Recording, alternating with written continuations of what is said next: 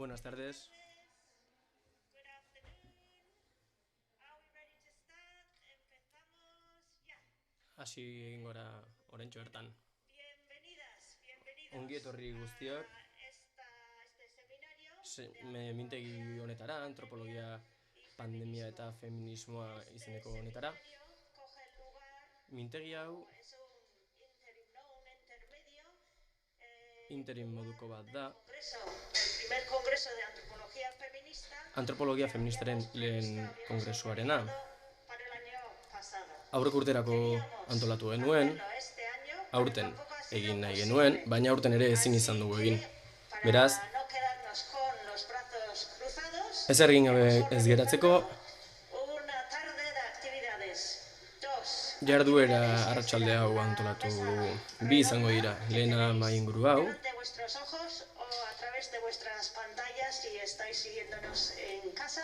etxetik ere jarraitu daitekeena streaming bidez, Mesa os lo va a presentar eta mahai inguru hau Miren Hilo a continuación. aurkeztuko dizue, Para las personas que estamos aquí va a haber la proyección de un eta hemen documental gaudenontzat gero que dokumental se bat llama proiektatuko da. Las Pioneras, Aitzindariak que a su vez lo izenekoa. presentará mi compañera Yone Miren Hernández. Jone Miren Hernandezek aurkeztua. Estoy hablando todo esto en castellano Hau guztia porque gaztelaniaz las esaten personas ari que naiz, pueden seguir esto en el streaming, streaming bidez jarrai daitekeelako gaurko mintegi hau, eta al euskera. euskerarako interpretazioa ere aktibatu ahalko duzuelako. Aparte de esas dos palabras en inglés, en castellano. Horregatik xe, ari naiz gaztelaniaz oraintxe bertan. Ez daukat besterik, esateko, eskerrak eman nahi nizkioke besterik ez Santelmo museoari, hau antolatzeagatik, eta hemen egoten uzteagatik, beste behin ere. Una larga trayectoria de colaboración Izan ere ibilbide luzea daukagu elkarlanean, Departamento de Antropología entre antropologia departamentuaren, gure ikerketa taldearen eta museoaren artean. aunque hubiéramos querido tener un aforo más grande, Edukiera handiagoa izan nahiko genuken, baina hauxe da ahal izan duguna. estamos agradecidas por ello. Beraz, mila esker horregatik ere.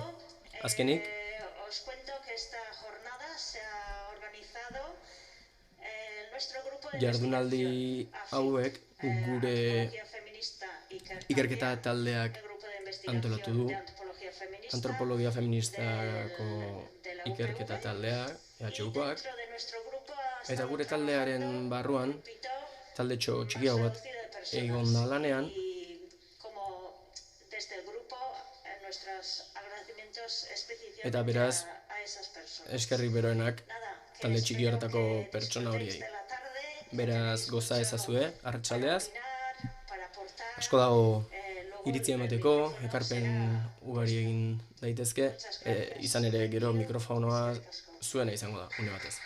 Eskerrik asko.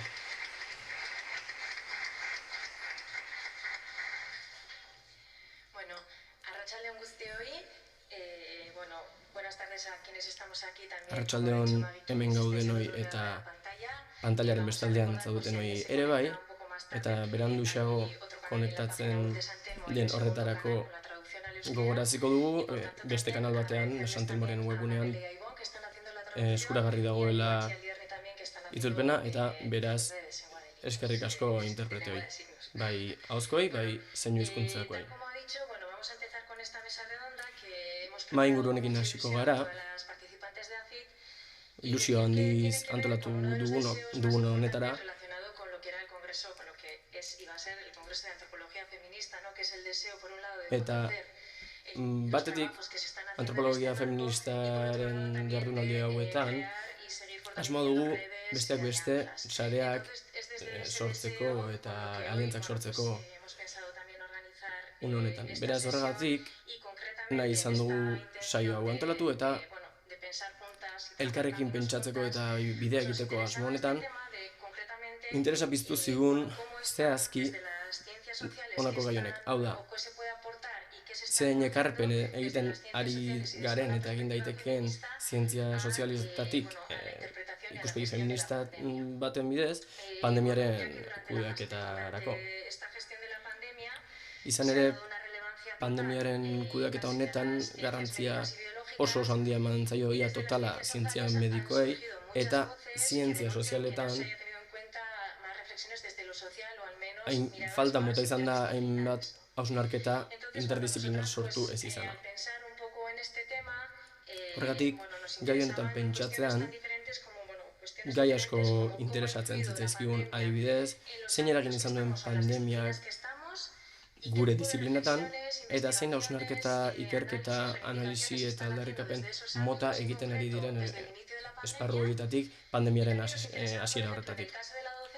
Irakaskuntzaren kasuan adibidez, interesgarria iruditzen zitzaigun zein esperientzia sortu diren alor horretan.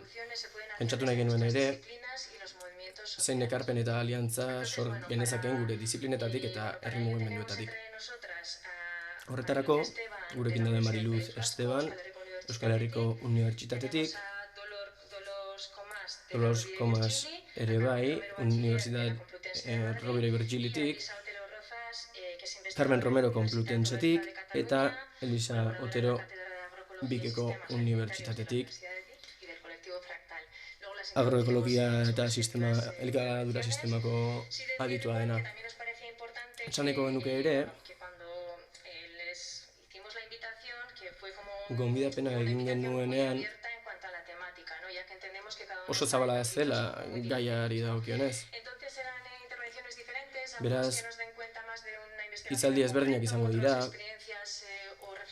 batzuek hausnarketak egingo dituzte hezkuntzari buruz, edo analisiak hainbat esparrutan eta hainbat ikuspegitatik gertatzen ari denari buruz, eta beraz, oso ezberdinak badira ere, uste dugu lotu egin litezkeela elkarrekin eta lagundu egingo liguketela gure ikuspegia apur bat konplexuagoa egiteko eta ulertzeko zer gertatzen ari den. Eta horretan jarraituko dugu kongresu osoan ere, eta beraz une hau da elkar entzuteko eta elkarrekin eztabaidatzeko une eder bat. Horrekin hasi egingo gara beraz. Hortaz, Mirenen eta nire artean aurkeztuko ditugu mahaiko hizlariak eta gero bakoitzari hitza emango diogu. Gero amaieran eztabaidarako une bat izan dugu. Beraz, hemen dugu lehena, Mariluz Esteban, gure ikerketa taldeko zuzendari ere bada, fitekoa, eta koordinatu egiten du ikasketa feminista eta generoaren inguruko doktoretza programa. Ezaguna da hainbat gairen inguruan egin duen ikerketa antropologiko feminista buruz, batez ere emozioari, amodio romantikoaren kritikari eta abarri buruzkoak. Gorputzari ere eman dio lekua bere ikerketetan, eta akademian egiten duenaz gain, bizitza aktiboa du feminismoan, Basaurin ere ibiltzen da feminismo alorrean,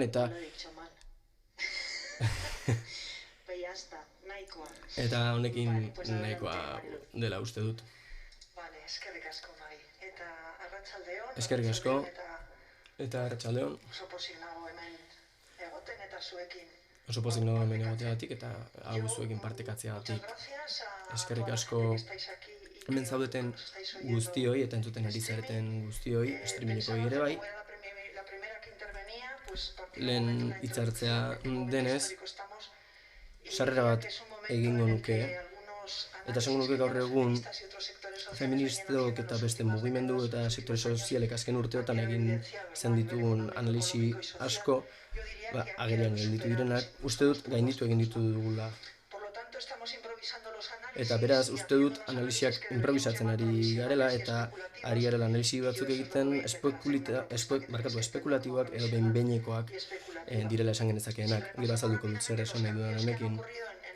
Azalduz gero azken urte honetan zer aldaketak gertatu diren.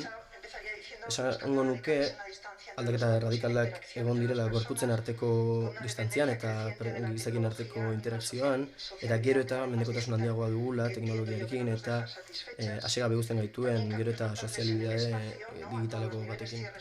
Aldaketa nabariak ere bai, espazioaren osaketaren inguruan, eskala askotan, eta zentzu horretan, eta azpimarratu egin nahi dut, etxearen esparrua zabaldu egin dela, edo implosionatu batzuek dioten bezala. Honain espazio askoz handiagoa hartzen du, eta horrek eraldatu egiten ditu makroaren eta mikroaren, kanpokoaren eta barrukoaren eta barren arteko harremanak. Uste dut, feminismotik horren inguruan ausartu egin beharko dula hurrengo urteetan. Denbora automatiko modua ere aldatu egin da, eta denboraren eta espazioaren arteko harremana ere bai. Batzuek diote, lehen denbora gailendu egiten zitzaiola espazioari, eta gaur egun alderantziz espazioa gailentzen zitzaiola denborari. Oso azkarrari naiz. Baina honek guztiak eraldaketak ekarri ditu norberaren zentzuan, gizakiaren ontologian, eta izan ere, badakigu beldurrak, zaurgarritasunaren muturreko pertzepzioak, heriotzaren hurbiltasun horrek, eraman gaituela gure existentziaren beraren mugatik utzera. Gainera, badakigunez, pandemia aukera ona izan da elkartasunerako, baina badakigu krisiaren kudeaketa politikoaren ondorioz, ezberdintasunak handiagoak dira gizarteen artean, pobren eta aberatsen artean, emakumeen eta gizonen artean. Emakumeak hain justu, prekarizazioa jasaten ari dira, enpleguaren eta lanaren alorrean, beren adinagatik, klase sozialatik eta barregatik. Patricia Amigotek dio, Steilasen monografiko batean, itxura denez, konfinamenduaren hasieran garrantzi handia eman zitzaiola zainketaren alorrari, baina gero galdu egin duela zentralitate hori. Eta batetik, pandemiaren metafora beliko horiek guztiek egin dute guztia maskulinitatearen inguruan ardaztea, eta aldiz ez da baliabiderik jarri osasun publikorako, zainketen sistemarako eta abarrerako. Sarrera azkarren ondoren, esango nuke ez dela erreza aurreikustea zein magnitude edo iraupen izango duten aldaketa horiek, eta gauza batzuk aldatuko dira eta ari dira aldatzen, baina badakigu salbuespen unea dela, bete-betean, shock egoera bat, Naomi Kleinek zioen bezala. Testuinguru horretan, eta Federico Besserer antropologo mexikarraren proposamenari jarraikiz, uste dut pandemia erabili dezakegula azterketa xede gisa bere horretan, baina baita ikuspegi analitiko bezala ere, nondik begiratu kontuan hartzeko. Nik neure buruari edo zuekin egingo nukeen galdera da, zer den orduan ikuspegi antropologia edo feminismo ikuspegi ondo kontestualizatu bat, gaur egun orainean ondo kontestualizatu batean. Hau da, jakinek nuke zertaz hitz egin nahiko genukeen etorkizunean. 3 zatitan banatuko du nire hitzaldia, eta lehenean zenbait aldaketa aipatuko ditut generoaren eta feminismoaren ingurukoak, jakintzat eman gabe gertatzen den guztia txarra dela. Bigarrenean, berrikusten saiatuko naiz metodologia etnografikoa eta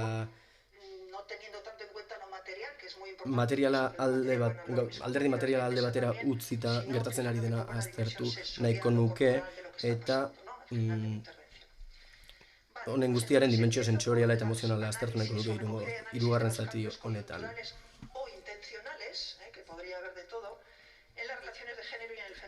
Beraz aztertu ditut ere bai, genero alorrean dauden aldaketa intentzional edo koiunturazko hauek.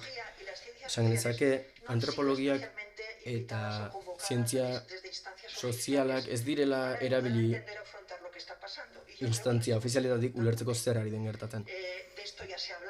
Horretaz hitz egin da, adibidez, Cristina Sánchez Carreterok bere artikulu batean, COVID-aren isiltasunak pandemiatik sindemiara izanekoan aipatzen du, edo gutxenez badakizue existitzen dela. Batetik dio abiapuntutik osasun krisi bat dela eta politikoa eta ekonomikoa ere bai, baina horren bestez esparru zientifikoak hartu duela protagonismoa osasunaren alorrean, baina beste faktore bat da zientzia sozialek gure gizartean bigarren mailako rol bat dutela. Eta nahiko da ikustea, ikerketa funtsak, aditu batzordeak, eta abar. Dena den, zaila da lan antropologiko feministak topatzea pandemiaren inguruan. Batzuk aitatuko ditut, baina uste dut zaila dela topatzen. Eta zaila bada, pentsatu egin beharko litzateke zergatik barkatu. Adibidez, Social Anthropology aldizkariak monografiko bat egin du, 110 testukoa, eta gero, Rovira i Virgili Unibertsitatean, Kolekzio de Antropologia bilduman editatutako liburu batean, 59 testu egin dira, eta hor, analisi feministaren presentzia txikia da. Ez dut esaten, nahi ez dagoenik, bat ere, baina uste dut presentzia oso txikia dela. Eta mai gainean utzi nahi dut aldela hori. Pandemiaren eraginaren inguruan, positiboan, negatiboan, edo hainbat modutan pentsa dezakegu. Ez dit denbora emango orain, baina alderdi negatiboaren inguruan azterlan ugari egin dira. Baina hori guztia, akaso bildu liteke pandemiaren eragin negatiboa liburu guzti batean biltzeko. Badaude ere lanak indarkeria matxistaren inguruan eta LGTB-koa kolektiboaren inguruan. Hala ere aukerak ekarri ditu pandemiak, adibidez, oso ekimen herrikoi interesgarriak ekarri dizigu, herritar sareak eta bar, zainketen alorrean batez ere. Eta esango nuke ere positiboa dela mugimendu feministak bere burua behartuta sentitu duela zainketen inguruko diskurtsoa horren abstraktua ez egiten. Eta oinarritu da zainketa sistema publiko bat aldarrikatzen. Nire ustez hori positiboa da eta horretara pandemiak ekarri gaitu. Beste adibide batzuk, eta ziurrenik gehiago ere bururatuko zaizkizuela, dira adibidez festen alorrean ikus ditzakegunak. Adibidez, Bilboko konpartxen koordinakundak aukera balioatu du festen inguruko beren planteamendua berriz aztertzeko. Eta agian, aipatu ditzakegu beste lan batzuk, festen ingurukoak, Magi Bulen eta Miren Gilok egin dituztenak alor horretan. Hori guztiaren potentzial positiboa ikusteko. Bertsolaritzan ere uste du zerbait antzekoa gertatzen ari dela. Esaten baitute, pandemiak baztertu egin dituela afariekin, bazkariekin, festarekin zerikusia zuten emanaldi hori guztiek, alderdi ludikoenak. Hori baztertu denean, emakumeek aukera gehiago izan dituztela. Bi adibide dira, baina ziurrenik gehiago ere aipatu zitezkeen. Azkenik, mugimendu feministan orokorrean izan duen eragina aipatu nahiko nuke. Nire ustez, feminismoak orokorrean izan duen erantzuna, bere osotasun horretan, apal xamarra izan dela. Uste dut ez dugula erreakzio handirik eman, eta hori ere uste dut aztertu egin behar dugula, eta pentsa bertu behar dugula zergatik ez dugun zientziaren eta abarren inguruko diskurtsorik. Bigarren puntura igaroko naiz. Hausnarketak eta aldaketak etnografian.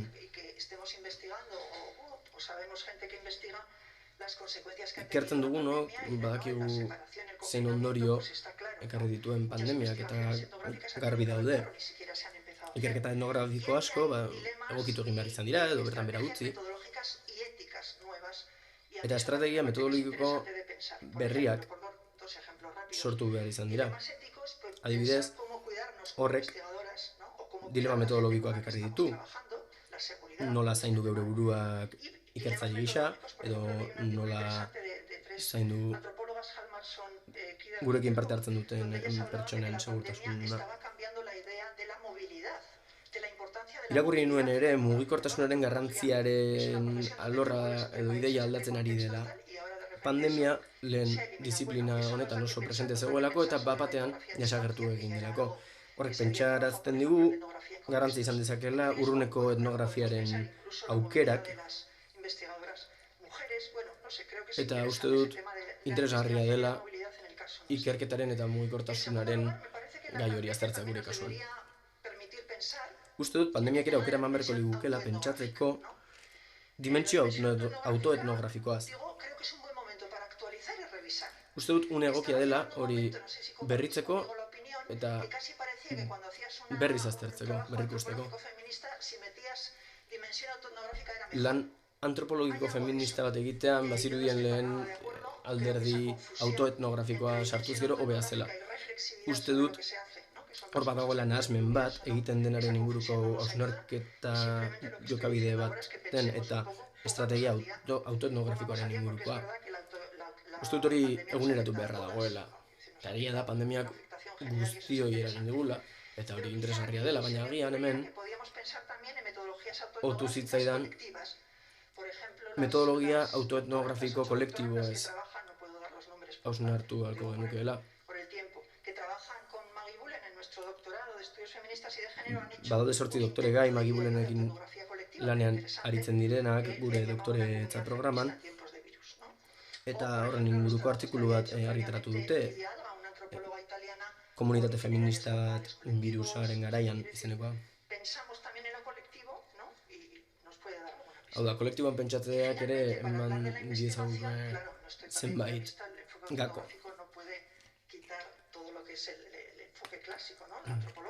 Uste horrek guztiak ezin duela alde batean utzi ikuspegi etnografiko klasikoa besteari begiratzearen hori. Eta niri bururatu zait intersekzionalitatearen terminoa eta bar erabili beharrean, ikerketa ikuspegi honi sindemiko esan diezaiogukeela. Zergatik sindemikoa? Ez digulako guzten krisi honetan, guzten digulako kokatzen krisi honetan, guzten digulako beste alderdi asko aztertzen, ez bakarrik hemen gertatzen diren ezberdinkeria horiek, baizik eta modu globalean ikusteko aukera ematen digulako. Uste dut hori guztia doitzeko aukera ematen digula ikuspegi horrek. Badago aldera bat oso gustuko dudana, azken aldian frantses prentsan irakurri dudana, Paul Preciado Gucciren kanpaina batean lagundu duelako eta kritika handiak jaso dituelako. Izan ere batek zioen, hausnartu egin genuela zein mundurekin lotu nahi genuen eta lanak zein mundurekin lotzen gintuen gure lanak guk egindakoak. Hau da, zertara lotu nahi gatzaizkio. Batzuetan pentsatu behar dugu zerretan ari garen laguntzen gure lanarekin. Beno, eta amaitzeko uste dut oraindik minutu batzuk baditu dula. Krisiaren dimentsio sentsoriala edo gorputzarena aztertu nahiko nuke. Ez dut esan nahi krisiak alderdi material bat ez duenik noski badagoela eta landuago oraindik hau baino.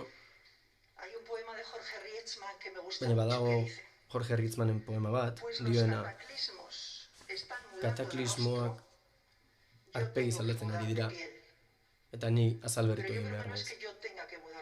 Nik ez dut uste azalberritu egin behar garenik baizik eta azalberritzen ari garela.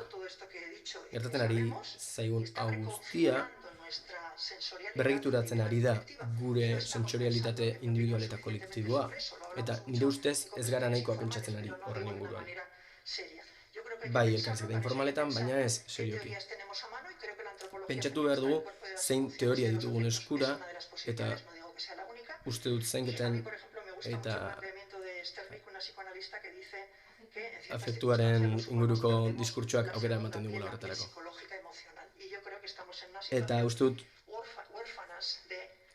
orain azal psikologiko eta emozionalik gabe gaudela.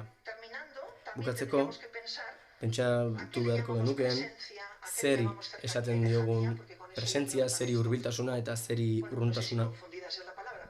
Ez dakit nahaztuta gauden, baina pentsatu egin beharko nuke horretan.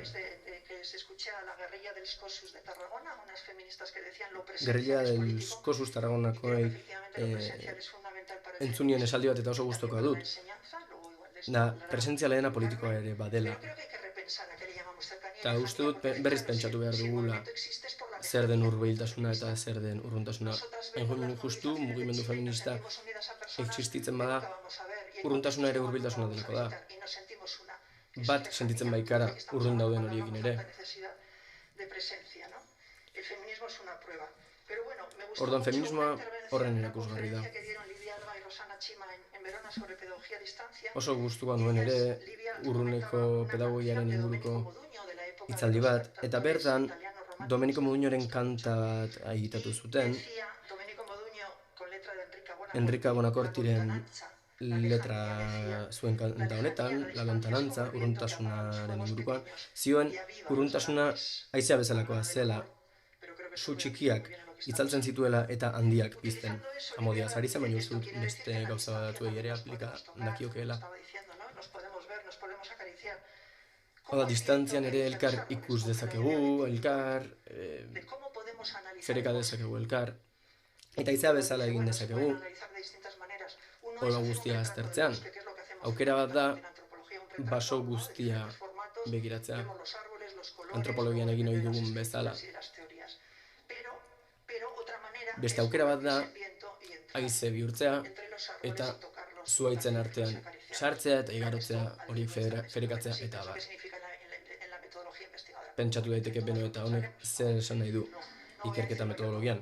Beno, guztion artean pentsatuko dugu, ez dut guztian esan. Italiako eskoletan konfinamendu zorrotzenean esperimentu bat egin zuten. Eta irakaslek esan zieten pentsatzeko zeru beraren azpian zeudela guztiak konfinatuta eta horren inguruko zerbait idaztera gonbidatu zituzten. Horri jarraituz esan nahiko nuke feminista guztiok gaudela zeru beraren azpian, eta orain eztabaida garaian bagaude ere ikusiko dugu zer egiten dugun horrekin, eta uste dut pandemia balia dezakegula beste modu batean pentsatzeko gertatzen ari den horren inguruan, ikusteko, sentitzeko, ukitzeko, gertatzen ari den hau beste modu batean, eta ikerketa feminista berrasmatzeko aukera bat dugula eskuartean, egoera berrietara egokitzeko. Mila esker.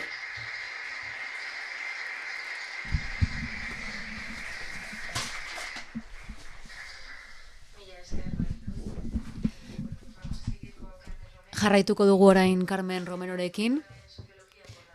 Doktorea da soziologian Unibertsitate Konplutensearen eskutik. Soziologia eta metodologia irakasten ditu, gainera koordinatzen du master bat, eta bere ikerketan lantzen du materialtasun erlazioen materialtasunarekin lotuta daudela identidadeak eta ikuspegi intersekzional eta queer batetik heltzen dio. Bestalde, zientziaren eta teknologiaren gizarte zientziak landu ditu, eta gaur egun osasuneko mugimendu feministak aztertzen ditu Estatu Espainiarrean, horrek nola eragin dion jakintza biomedikoari, eta baita ere amen esnea nola kudeatzen den eremu biomedikoan. Argitalpen asko egin ditu, zientzia eta teknologiari dagokionez, eta baita queer feminismoei dagokionez. Nahi duzunean, Carmen? Zurea da hitza. Arratsaldeon eta eskerrik asko.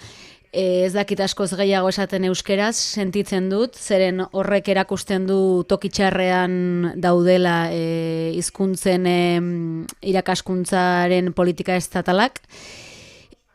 Gabeziak izan arren, gabezia horiek afektu bilakatzen dira, Eta hain justu ere nik nahi dut hitz egin hortik. Guri komentatzen ziguten aztertu behar genuela feminismoa eta pandemia, edo osun hartzera gonbidatzen gintuzen horren inguruan, eta horregatik afektu eta aitortzatik nahi diete aitortza egin afit taldeko kideei, eta bereziki Marilizu Esteban, Miren Gillo eta Laura Muelas kideei. Bestalde, eskerrak eman dizkiet Danele eta Ibairi eta zeinu hezkuntzako itzultzaileei beren itzulpenagatik, eta ikusgai ez dauden gauza hoietaz guztietaz arduratzen dien pertsonai ere bai. Haiei esker baikaude hemen. Esan bezala, hitz egin nahi dut irakaskuntzari, feminismoari eta afektuei buruz, eta horren bidez pentsatu nahi dut garai pandemikoetako eztabaida eta praktikei buruz. Hitz egin nahi dizuet eduki dudan esperientziari buruz, beste kide batzuekin partekatu dudana, COVID garai hontan eta bereziki azkenengo urtean irakaskuntzaren inguruan zer eduki dugun. Identifikatu baitut gabezia bat dagoela, bereziki sexu jazarpenarekin lotuta, naiz eta bukaeran landuko dudan, jazarpen hori genero identitateagatik eta intersekzionalitatea kontuan hartuz gertatzen dela aintzat hartuta. Bestalde hitz egin nahi dut baita ere posizio transen kontrako posizioen inguruan auspotu egin direlako azkenengo urtean, eta horixe denbora ematen didan. Ekingo diot beraz. Nioen bezala irakaskuntzari erreparatu nahi diot bereziki, zeren askotan ikertzaile bezala aurkezten gara, baina nolabait ikerketa emaitzak saritzen dira, baina bigarren mailan uzten da irakaskuntza. Bestalde, garbi dago genero inpaktu garbia egon dela konfinamenduan, zeren aldizkari zientifikoetan ekarpenak biderkatu egin zirela, oso azkar doala eskatu diote zeinu hezkuntzako itzultzaileek politikiago aritzeko.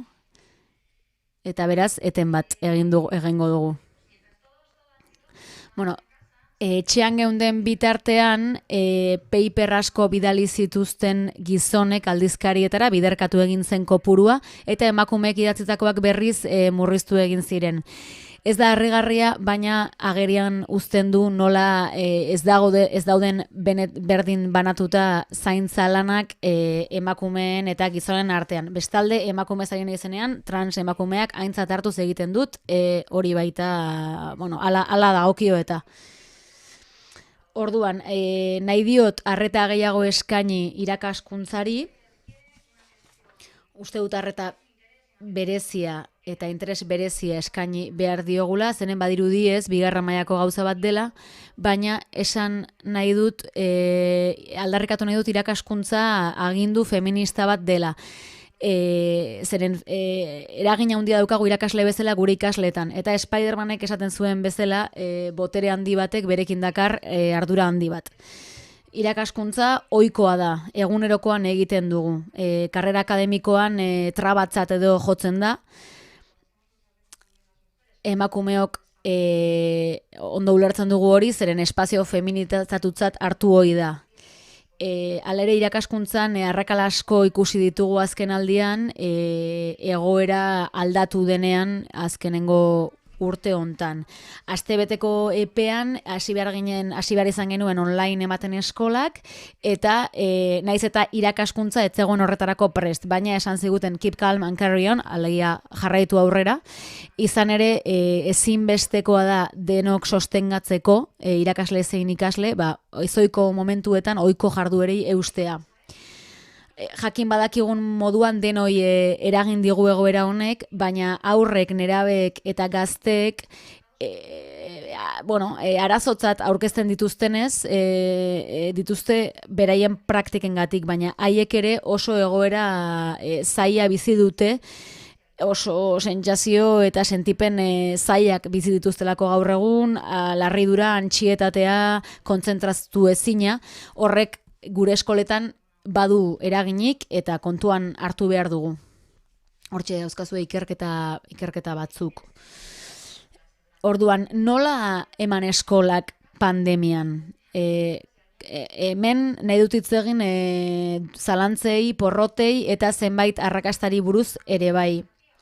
Ez dakit hau autoetnografia bat den edo esperientzia bat ari nahi zen zuekin partekatzen, baina, helduko diot.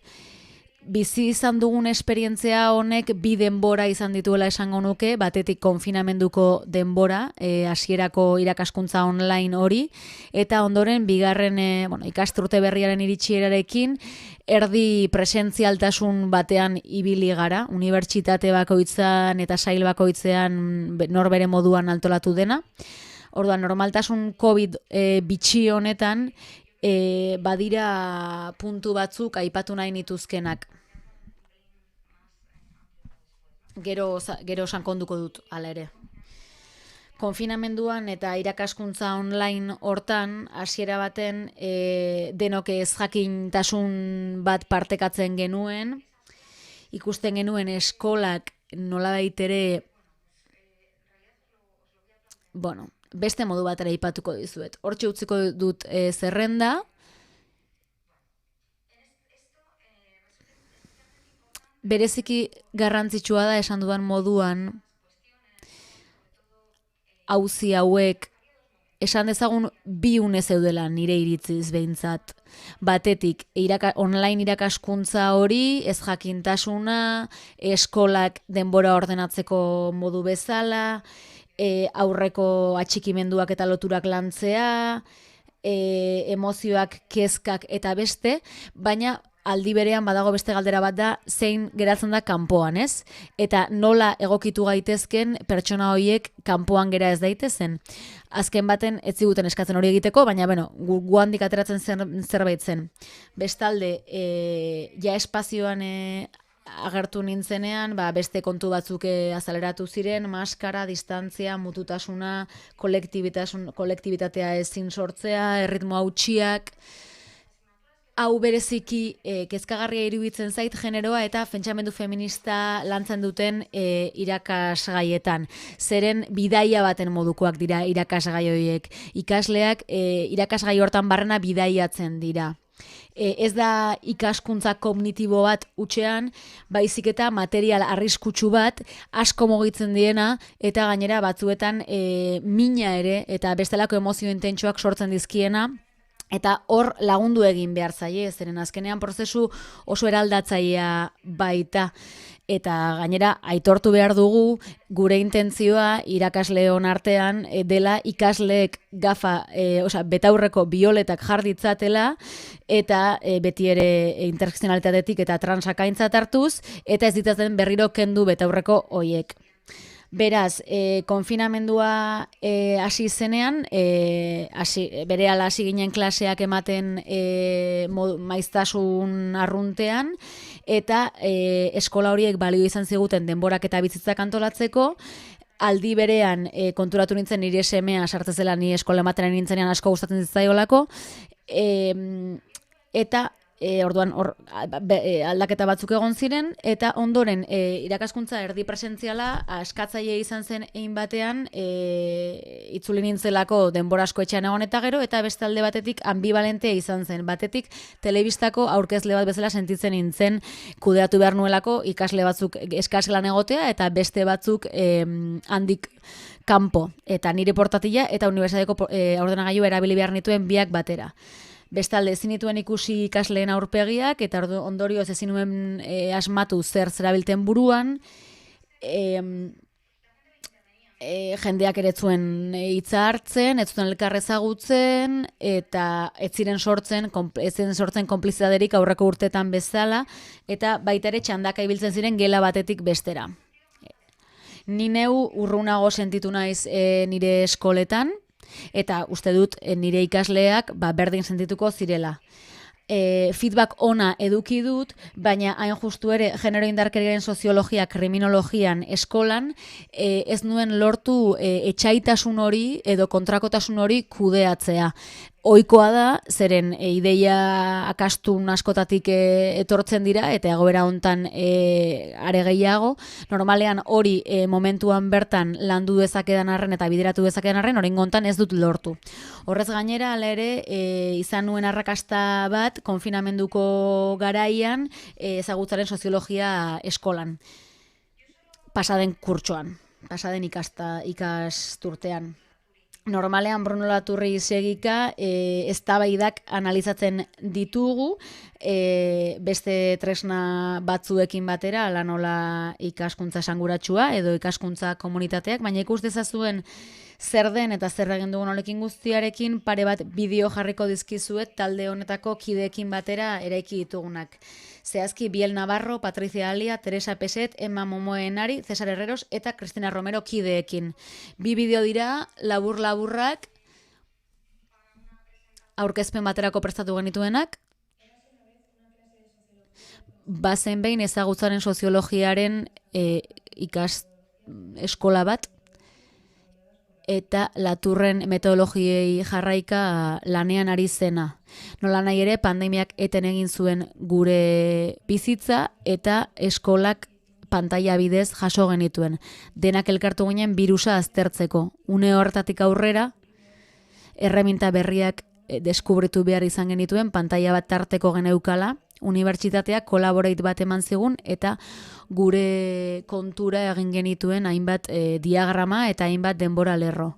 Ipuin guztietan gertatzen den bezala, konturatu ginen geneukala aukera beste modu batera ikasteko, atxikimendua sortzeko eta bizitzen ari ginen egoeran aurrera egiteko aukera izan genuen.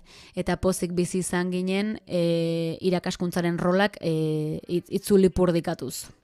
Asko gustatzen zait bideo hau, hain justu ere analogikoa eta digitala nahasten direlako, esperientzia hori digitalki bizi izan genuen arren, bideo honetan erabaki zuten modu analogiko batean kontatzea dena, ipuin bat balitz bezala. Bigarren bideo honetan esplikazio bat dago Bruno Laturren liburua teoriei buruz. Ikasleek eztabaida bat aukeratzen dute eta sortzen dute horrela ikaskuntza esanguratsu bat. Ikaskuntza komunitate bat sortzen dute ezagutza sortzeko eta partekatzeko. Ondoren emaitzak partekatzen dira eztabaidari buruzko kronologia bat eta aurkezpen bat ere bai ondorioen harira. Azken urte honetan, pandemia iritsi zenean, taldeak alde batera utzi genituen eta denok aztertu genuen denon artean COVID-a. Paradoxa bat dirudien arren, prozesua eten beharrean, prozesua auspotu zuen honek momentua ere oso espezifikoa zelako eta horri esker partekatu genituelako auskortasun batzuk eta zaintza batzuk harilikatu genituen baita ere. Eta eragina handia eduki du ikasgelan teorikoki eta emozionalki ere bai.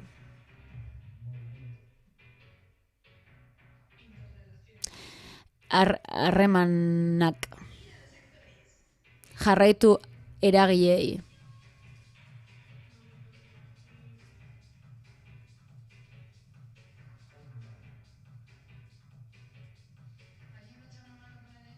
Norbait lagunduko dit tekstelarekin? Eztabaida. Desadostasuna. Ahotsak. Ambivalentzia.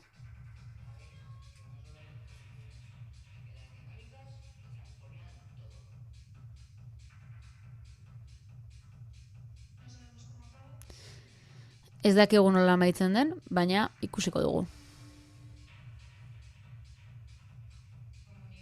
Komunitatea.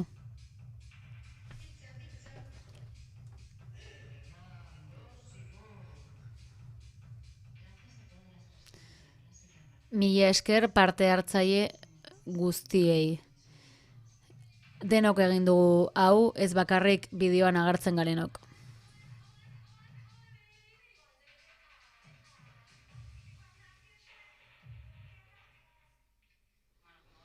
Ikusten duzuen moduan, ondo pasatzen saiatu ginen, baina horrez gainera saiatu ginen eraikitzen bideo honetan agerian jartzen da ikusgai ez dagoen prozesua. Informazio guztia blog batean jarri genuen, eskura dago, denak elkartu ziren talde batean eta informazio hori bildu zuten, baina bideoan ikus dezakegu atzeko aldea, ez? Ikusezin geratzen den hori ikaskuntza osatzen duena eta niretzako interesgarriena dena. Pantailaren irudi hori erakusten dizuet, aurten egin duten eztabaidari buruzkoa jarraitzen dut hau egiten, eta oso gauza interesgarriak egiten dihardute, asko gustatzen zait proposamen hau. Oso azkar, ez daukat eta denborarik, hau pintzelada bat besterik ez da izango,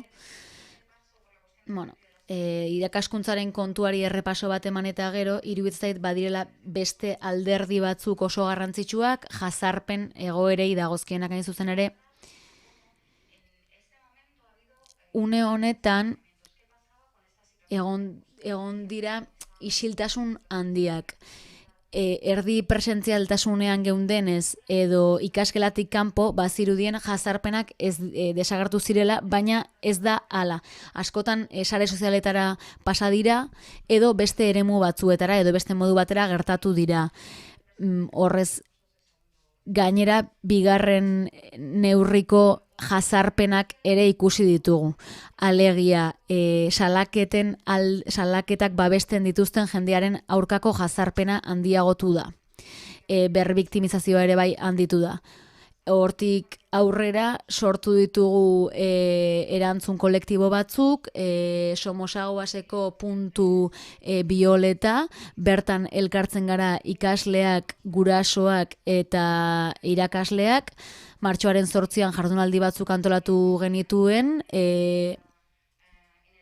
YouTubeen ikus ditzakezue, Konplutense Unibertsitateko Soziologia eta Zientzia Politikoen kanalean, eta hor hitz egin genuen gaiari buruz. Noski, Sara Ahmek dioen bezala, arazo baten berri ematen duena, arazo bilakatzen da bera. Eta orduan zentzu hortan egin baritzen ditugu kolektibizatu zaintza eta afektuak elkar zaindu ahal izateko, zeren askotan bilakatu gara feminist killjoy direlako horiek, baita ere Sara Ahmeten kontzeptuei jarraituz, eta hori landu kontuan hartu beharrekoa da. Bestalde, Mariluzek esan duenarekin lotuta, afektuen kudeaketari dagokionez, distantzia eta hurbiltasunari helduta, uste dut horri erreparatu behar diogula, gatazka feministen kontuaz ari naiz. Transen kontrako oldarraldia iruditzen zait perretxikoak bezala hasi direla, ikuspegi teoriko eta politiko oso minoritarioa zen orain arte, eta harrigarria iruditzen zait orain dela 2 urte beste ikuspegi bat zeukaten pertsonak nola egin duten biraketa hau edo aldaketa hau. Orduan, hemen galdera hau utzi nahi dizuet, bukatu behar dudalako. Sareak ote dira toki egokiena feminismoaren barruan eztabaida hauek lantzeko. Uste dut hor oso beharrezkoa dela gorputzak elkartzea, gorpuztea, elkar topatzea. Uste dut eztabaidak sortzean ez ditugula bide luzeko aliantzak lehertarazi behar, ikuspegi desberdinak baditugu ere. Isilduko naiz, mila esker denoi.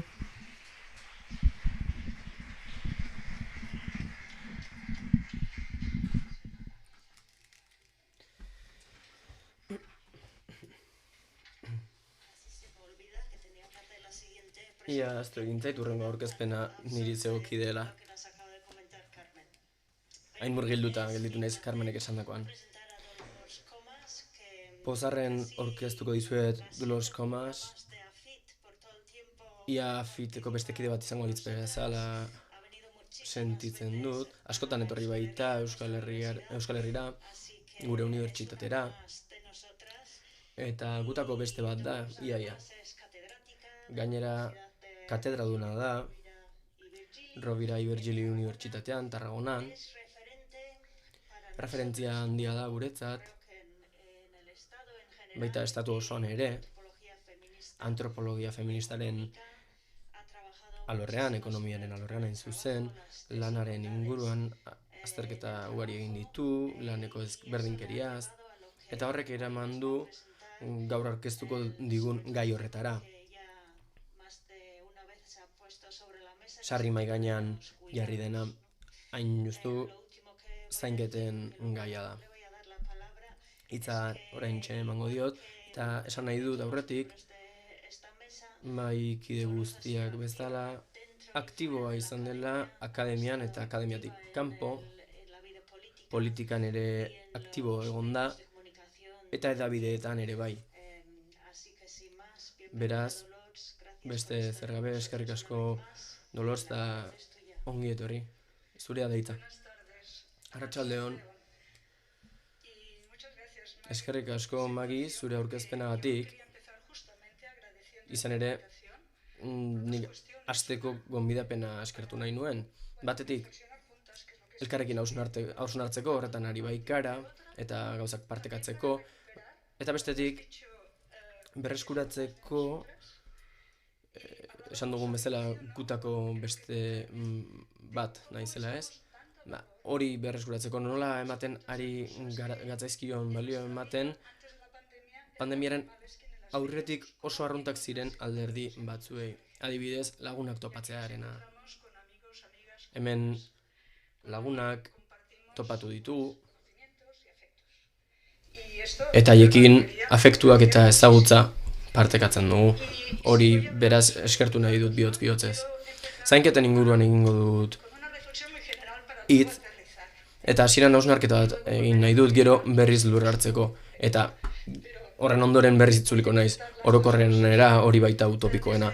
Bi alderdi horiek jorratzen saiatuko naiz ordea. Esparru akademiko feministatik asko hitz egin da zainketen krisiaren inguruan, eta galdera da, ea posible dugun zainketen krisi hori lotzea pandemiak sortu duen krisi honekin, eta beste krisi batzuekin. Duela ez asko krisi ekonomiko eta finantzario handia egon zen, eta orain krisi klimatiko batean gaude, eta krisi demografiko batean. Horiek guztiak lotu alditzakegu bata bestearekin. Aztertuz gero nola kudeatu den pandemia, nolabait logika arrazional batetik egin delako, politikoa ez esatearren.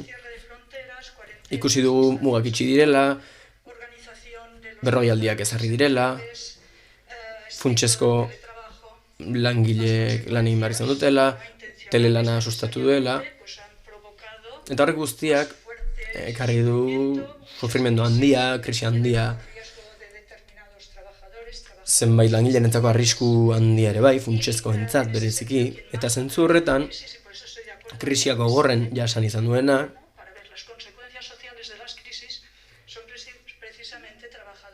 izan dira langile generizatu eta arrazializatuak. Logika utilitarista erabili da, hizkera militarra, Mariluzek esan duen moduan, eta batez ere ikusi da krisiak isolatutzat jotzen direla. Aipatu dudan krisi horietako bakoitza fenomeno isolatua da, eta era ezberdinean kudeatzen da. Laila Banekiren hausnarketa bat hartuko dut, abiapuntu gisa, esateko ez direla krisi isolatuak eta bereiziak. Krisiak ugariak dira, bata bestearekin lotzen dira, nahasi egiten dira, eta zainketarekin estuki lotutako arazoekin lotu daude horiek guztiak. Krisi horiek guztiak elkar lotuta daude. Beraz, ez naiz ausartzen, dimentsio filosofikoago batean sartzen, baina uste dut elkarrekin lotuta daudela krisi horiek.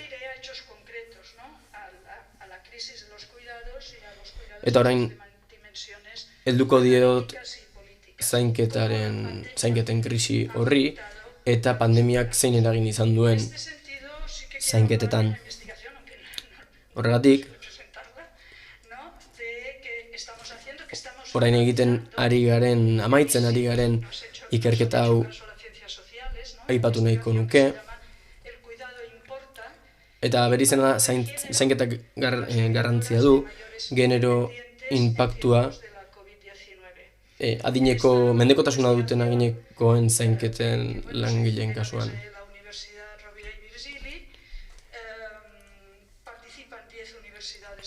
10 unibertsitateek hartzen dute parte,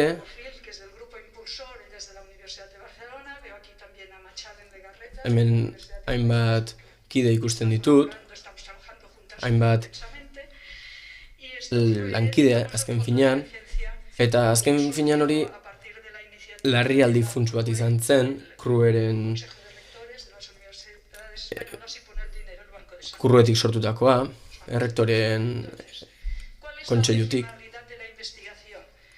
Eta zein da ikerketa honen helburua? Adinekoen eta mendekotasuna dutenen zainketetan izandako eragina aztertzen ari garela. Zainketetan esku hartzen duten eragile guztiak. Baina noski, ez da erraza hori ikuspegi kuantitatibotik egitea, markatu kualitatibotik. Hain justu metodologia hori, handi batean oinarritu behar izan dugu, virtualitatean, baina azpimarratu nahiko nuke batez ere,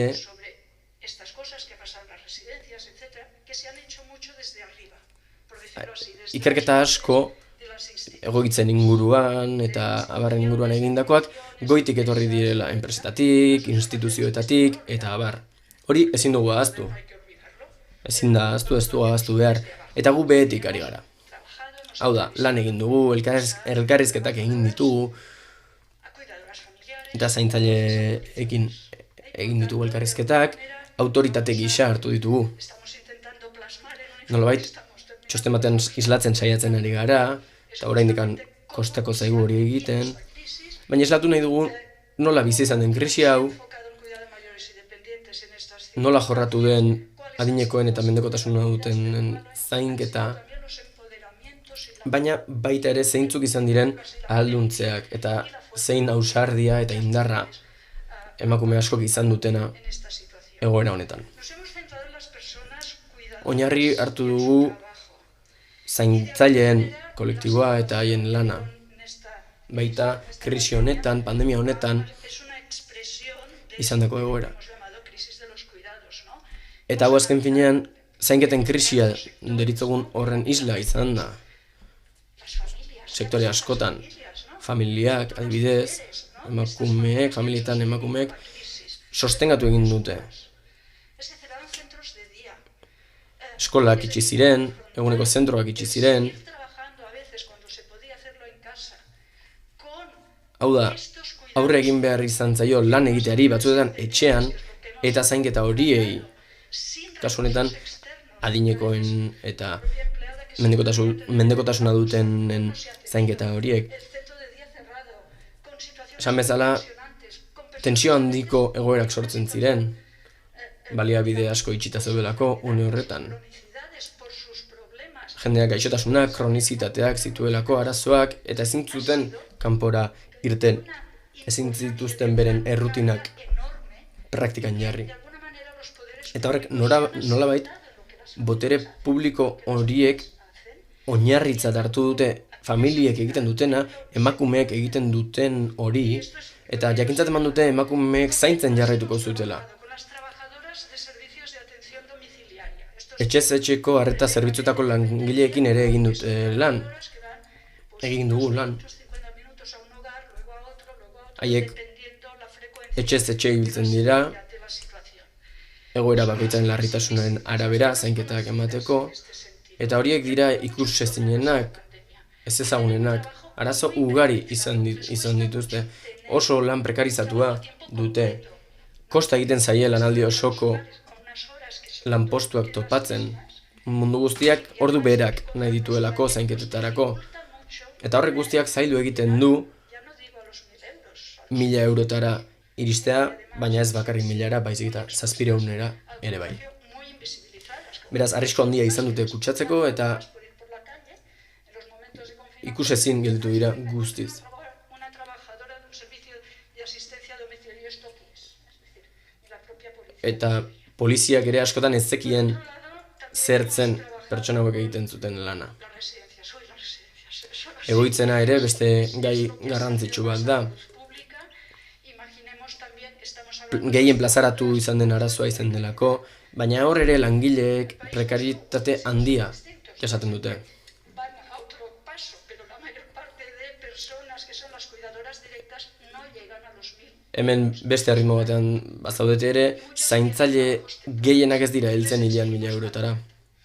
Y bueno, Kalitatea eskatzen diegu, ahaleginak egiten dituzte, contagios. Hubo residencias que se quedaron con baina hala ere kutsatze ugari egin ziren, gertatu ziren, todo lo que supuso toki batzuetan 150 bakarrikan egin zuten lan, menos personal, con suplencias. eta langile gutxiagorekin, ordezkoekin, eta abarrekin aritu dira lanean.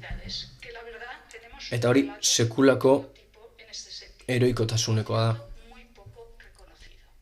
Eta aitortza oso gutxi eman zaio. Hecho bien. Are gehiago, Trabajado también con empleados susmoa zabalduta dago, ez dutela lana ondo egin. que sostiene el sistema.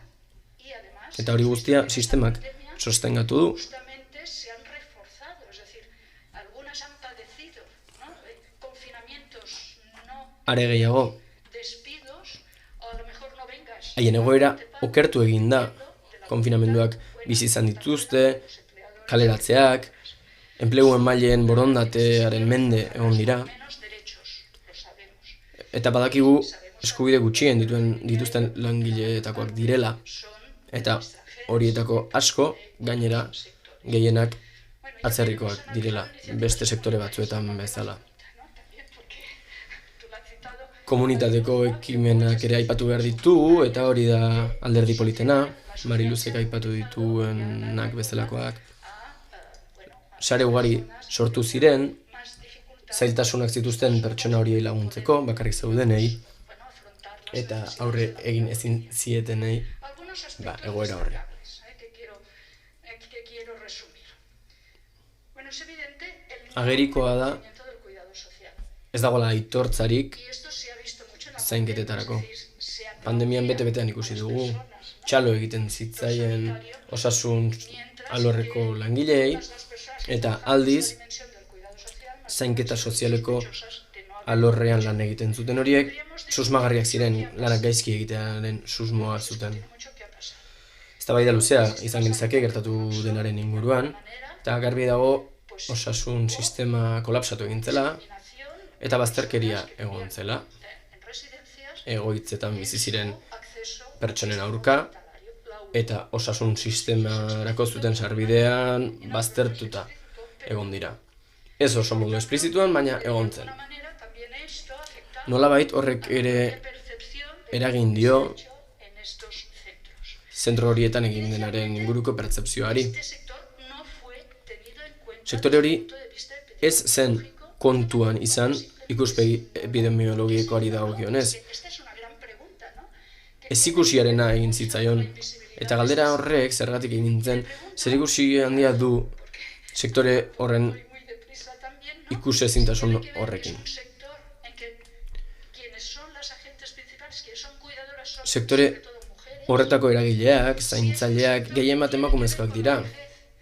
Zahartzaloarekin zerikusia du, mendekotasunarekin, Pero no nos gusta reconocer azken finean badauzkagunak, baina onartzea gustatzen ez zaiguna, femeninas. Es decir, en una residencia, pues, eta gainera, el 70% de las residencias egoiliar gehienak emakumezkoak dira, zaharren egoitzetan. Eta 80 urtetik 70% son mujeres. Entonces, juntemos todo, gorakoen 80 ere podemos emakumezkoak dira. ¿no? Hori guztia ikusita, También de por qué hainbat gako izango ditugu invisibilidad ulertzeko zergatik invisibilizatzen dituzten eta zergatik ikusten diren bigarren mailan, zergatik ez dagoen aitortzarik. Aitortzarik ez horren aldean ordea badago aitortzarik ere. del cuidado social Zainketa sozialaren dimentsio hori guztia se está convirtiendo en un sector de negocio lucrativo. irabazi asmoko negozio esparruari da bihurtzen. Gero eta jende gehiagok behar dugu zainketa guk geuk egin ezin dituzugulako, eta gero eta enpresa gehiago dago horretarako, eta badago jendea dirua irabazten ari dena hortik, eta negozio bihurtzen ari dena. Gauza bat da, zainketetatik bizitzea eta bestetik hortik aberastasuna norbera ganatzea. Nazioarteko enpresak eta enpresa espekulatiboak ere ari dira sartzen etxeko zainketaren eta etxeko zainketaren alorrean. Ikusten dutelako badagoela hor dirua ateratzeko modua. Horrek zerikusi handia du lan baldintzekin, prekaritate handia baitago. Langile ugari migratzaileak dira sektore horretan, prekarioenak direlako lanpostu horiek, beti ez da prestakuntza eskatzen, arazo bat dago, profesionalizatzearen inguruan, suposatzen delako emakumeak direnez lan hori egiten badakitela, eta beraz horrek guztiak ez du hain zuzen sektorea duintzen. Pandemia honetan ahalduntze uneak ere ikusi ditugu, baita protokoloi aurre egitearen adibideak ere, bizitzak salbatzeko ahaleginak. Horrek mina eta sufrimendua ere ekarri du. Elkarren aurkako iritziak ere entzun ditugu. Mundu guztiak ez duelako berdin pentsatzen, eta modu antagonikoan ere ikusi ditugu langileak, lan emaileak, familiak, babesgabe sentitu direlako. Eta egoitzen kasuan adibidez, ez da gauza bera, zuzendarien ahotsa, langileen ahotsa, edo familiena. Batzuek egoitzeak salatu dituztenak ere. Orduan, gure erronka da ikustea iritzi ezberdin horiek guztiak gauza beraren inguruan ari direla. Guztiek dituzte arrazoiak, agian ez dute arrazoia, baina bai dituzte arrazoiak. Eta gakoak ematen ari zaizkigute sistema honek ondo funtzionatzen ez duela ikusteko, akats ugari dituela, eta pandemiak agerian utzi duena da arazo guztiak hor daudela, nolabait ikusgarri bihurtu ditu, ikusgai jarri ditu arazo horiek guztiak. Alfombra altxadu eta azpian zegoen guztia gelditu da ikusgai. Eta hor sektore guztiak dira konplize. Administrazioek gauza ugari baimendu dituzte adibidez. Enpresek ere bai, eta pertsona askok ere egin beharko ez genituzken gauzak egiten ditugu, eta gutxiago ordaintzen dugu adibidez, dirurik ez dugulako.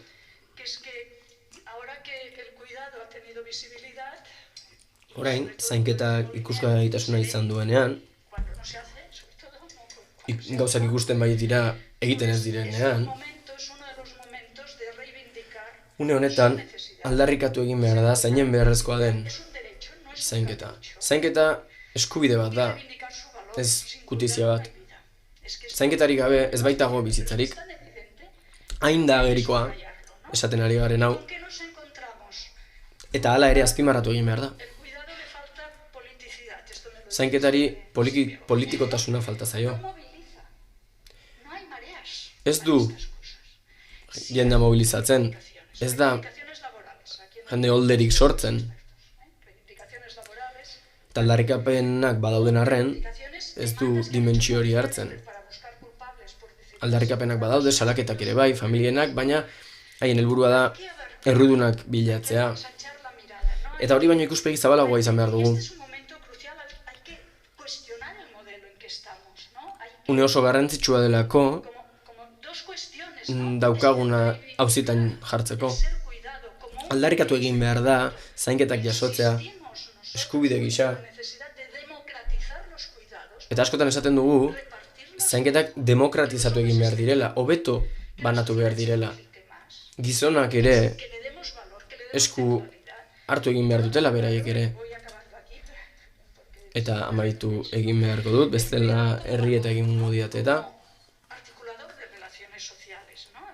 Cuidar es pensar en las necesidades de las Eta zaintzea, esan nahiko nuke zaintzea dela besteen beharretan pentsatzea.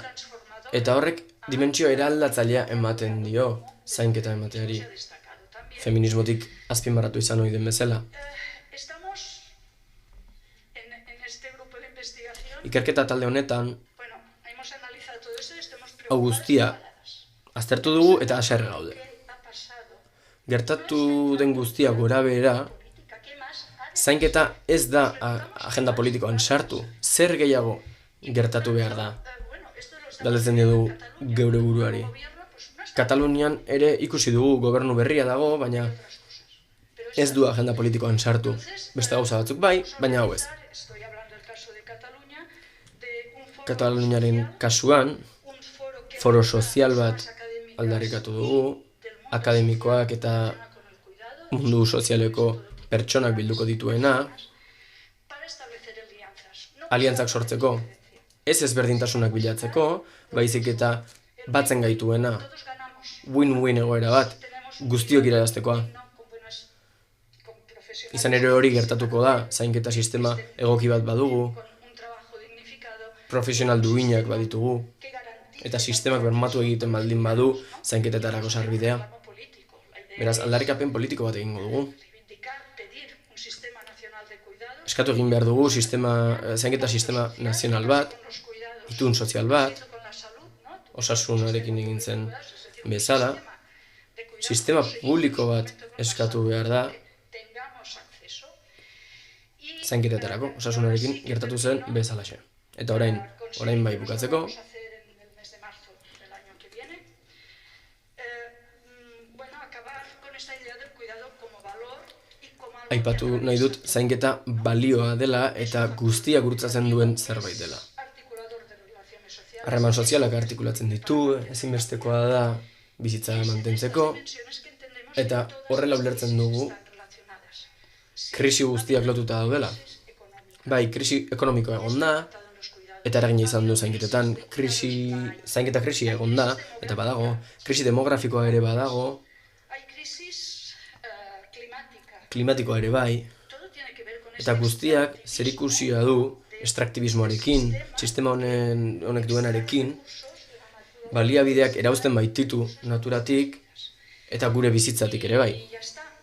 Eta hauxe da, ulertzen dugu krisiak elkar lotuta daudela, erreprodukzio sozialeko krisiak direlako. Eta esango nuke feminismoak zer esan handia duela, ekarpen handiak egiteko aukera duela, eta egin duen bezala egiten jarraituko duela. Honekin amaituko dut, mila esker.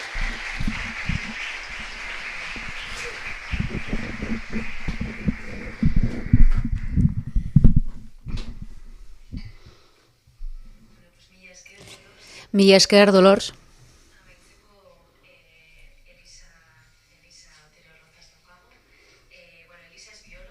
Elisa biologoa da, ekologian doktorea, ikertzaile doktoradutza ostekoa da Universidad Oberta de Katalunian, eta Bikeko unibertsitatearekin ere lankidetzan dihardu.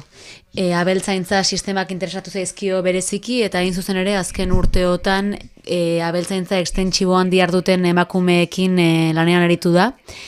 Ekologistak martxan taldeko kidea ere bada, eta fraktal kolektibokoa ere bai, ikertzaile emakumeak biltzen dituena. Akademiatik, kaletik eta larreetatik hainbat egitasmo kolektibotan dihardu trantsizio soziala bultzatuz. Zurea da hitza.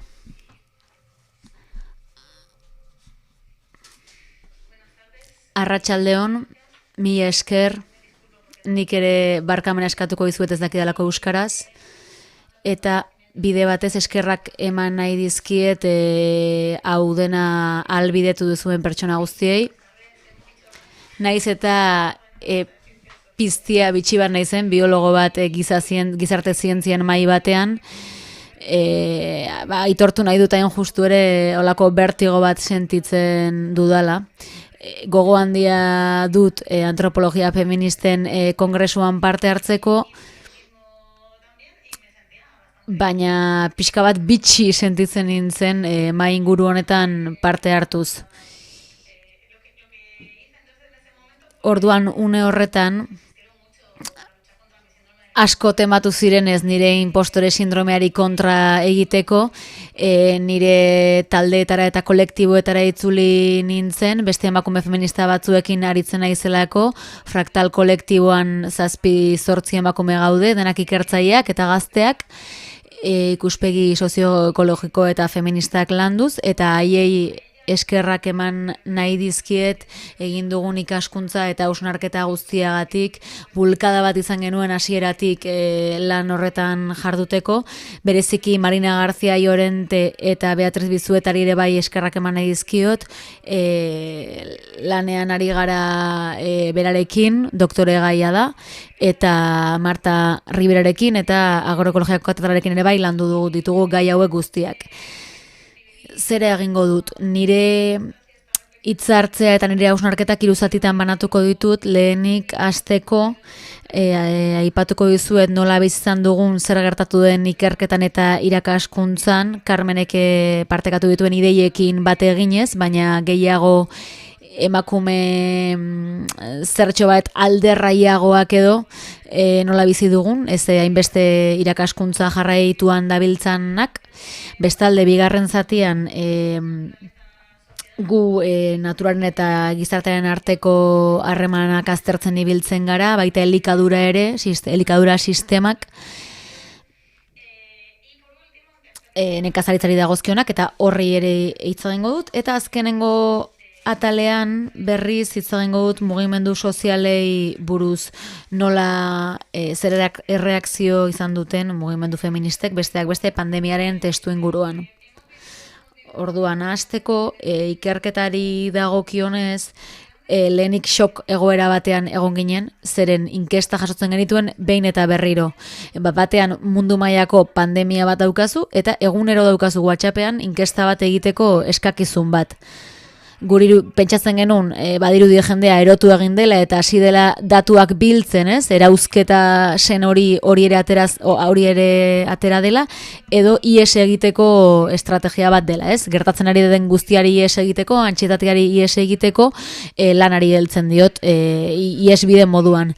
Baina baita ere, izan daiteke lehentasuna ematen dio dela, edo nolabait aukerari etekina atera nahi dio dela. Ez dudan ez joan behar kongresu batera, ez dudanez eskolarik eman behar gehiago ekoitzi dezaket, baina horren kontrakarrean badago autozaintza, emozioen kudeaketa, inguruan jendea gaixo daukazolako adibidez, eta hori oso garbi ikusi dugu genero osagaia oso presente zegoela.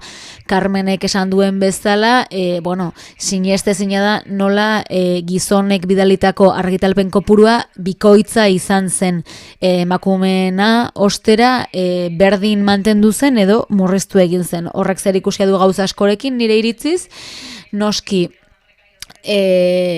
zaintzalanak emakumeen gain eta emakumeen bizkar torri dira, baina baita baliabideekin gauza bera gertatzen da, ez?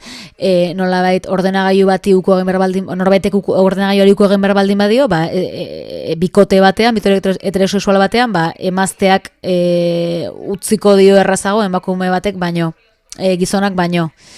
Horrek bestalde eragina handia du eta ondorio garrantzitsua da, ezagutzan ere bai eragina dauka.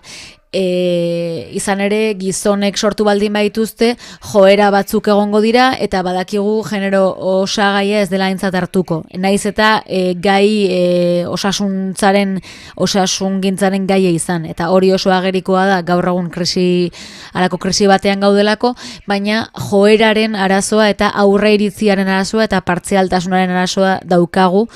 Guk egiten dugu adibidez lan ezagutza ekologiko tradizionalekin eta badakigu hori bera gertatzen dela.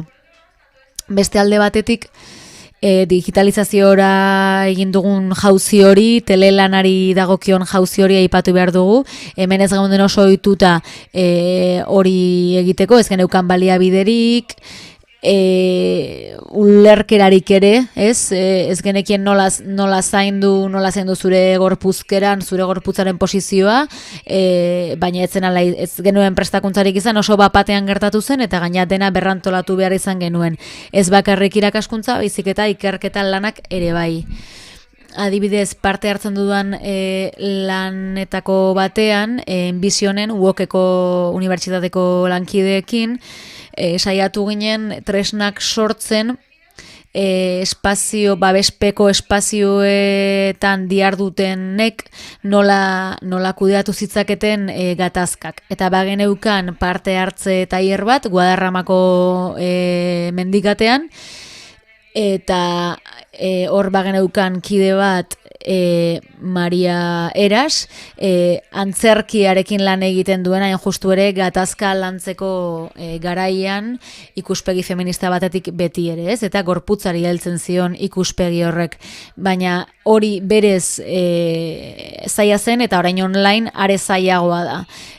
Aritu gara buru belarri pentsatzen nola egin genezakeen hau, Madrilgo kooperatiba batekin ere lan egin dugu, bideratzaile bikainak dira, eta sortu ditugu eta baliatu ditugu online bideratzerako tresna batzuk. Eta konturatu gara onurak ere ekarri dituela horrek.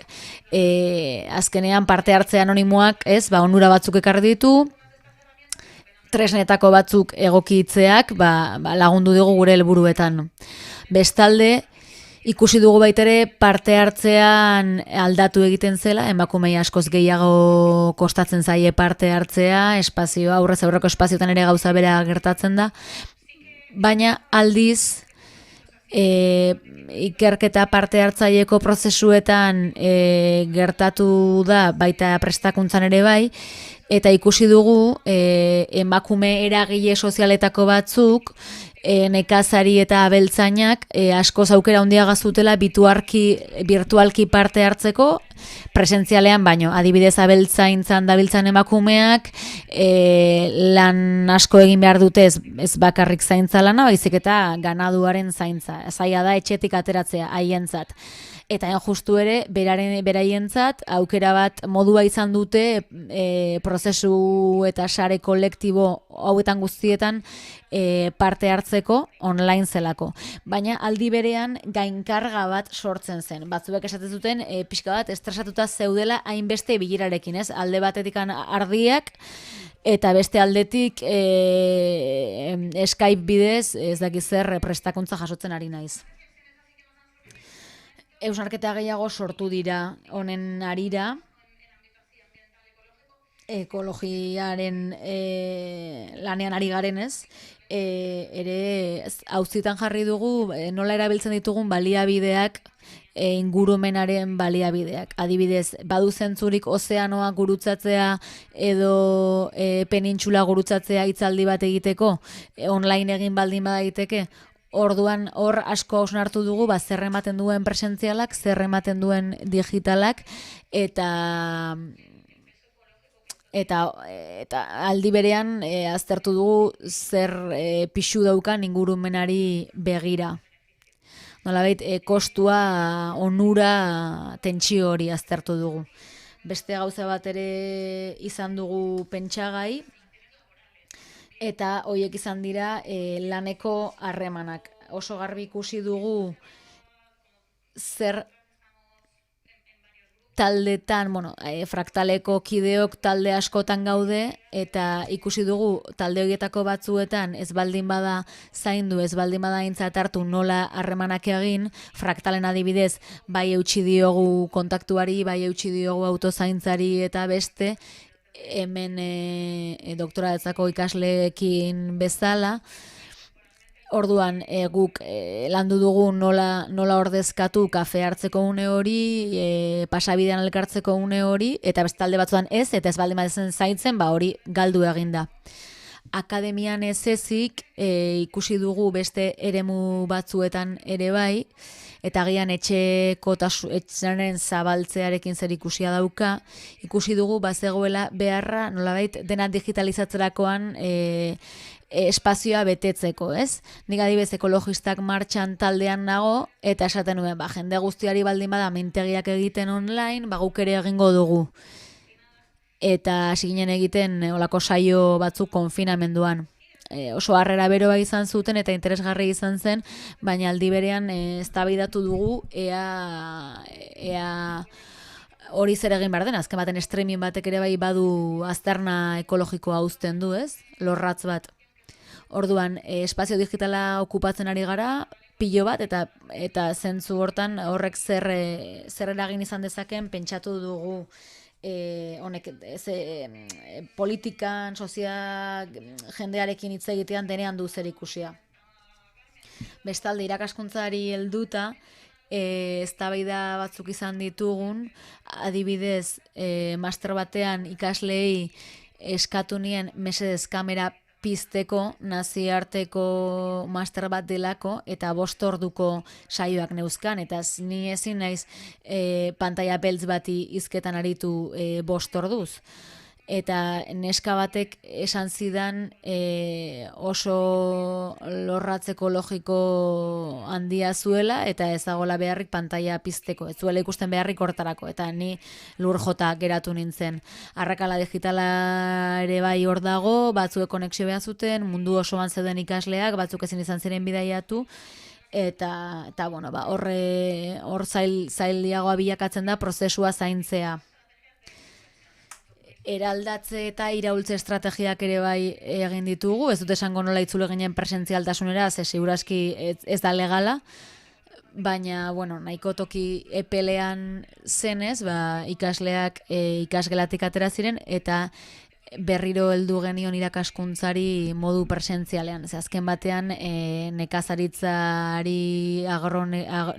ekologikoari buruzko ikasgelak ziren, eta orduan aldizaren genuetuen gauza asko atera eta laugarren horma hausteko modua izan genuen. Bigarren zatiari ekingo diot, naturaren eta gizartearen arteko harremanak lantzen ditugu, sozioekologikoa deritzon ikuspegi baten bidez, eta ohartu gara nolabait mezu bat iritsi dela gizartera, eta mezu horretan lantzen dena edo helarazi dena da badago dela loturak pandemiaren eta krisi ekologikoarekin lotuta. Eskatu digute egiteko hitzaldi asko, informazioa eskatu digute baitere, barra. Esan dezakegu sentikortasun ekologista bat edo ikuspegi ekologista bat lotu dela lehenago printzipioekin edo ikuspegi politikoekin lotuta zegoena, orain beste balio bat hartu du osasunaren babesari lotua. Ikuspegi hori lehen ez zegoen eta orain badirudi pixka bat errotu dela. Iritsi da baita ere One Health izeneko kontzeptu bat, hala ere ikuspegi kolonialista bat da, zeren indigenen kosmobizioetatik datorren kontzeptu bat da, abiaialan dagoena eta ez bakarrikan, beste toki batzuetan, eta haiek aitortzen dute natura dena batasun bat dela, eta ondorioz osasuna ez bakarrik gizakiena, naturako gizaki guztiena dela bat eta bera. Izen ingelesa jarri zaio, baina esan dezagun bere jatorria zein den. Eta, bueno, garrantzitsua da, ala ere, zabaltzen ari dela. Baita ere hitz egin da zer ondorio dituen aldaketa klimatikoak, zoruaren erabilerak eta beste, ikuspegi feminista batetik uste dugu urrats bat gehiago egin dela eko mendekotasunari loturik, alegia guk daukagun egoera hau, guk montatuta daukagun sistema hau ekologiaren mendekoa dela. Uste dut aurrerakuntzak egin direla baita ere nekazaritzaloko elikadura sistemei dagokionez, hoien garrantziari dagokionez. Uste dut osagai nabarmen bat dela, edo erakusgarri nabarmen bat dela, asko handitu dela gertuko nekazaritza produktuen kontsumoa. Asko hitz egin da baita ere elikadurari buruz, hainbat gai landu dira hortan, eta guk asko aztertu dugu katedran, zer ondorio daukan elikadura sistema industrializatuak pandemietan eta zehazki pandemia honetan, eta nola aldi berean pandemiak eragina daukan nekazaritzako elikaduraren sisteman.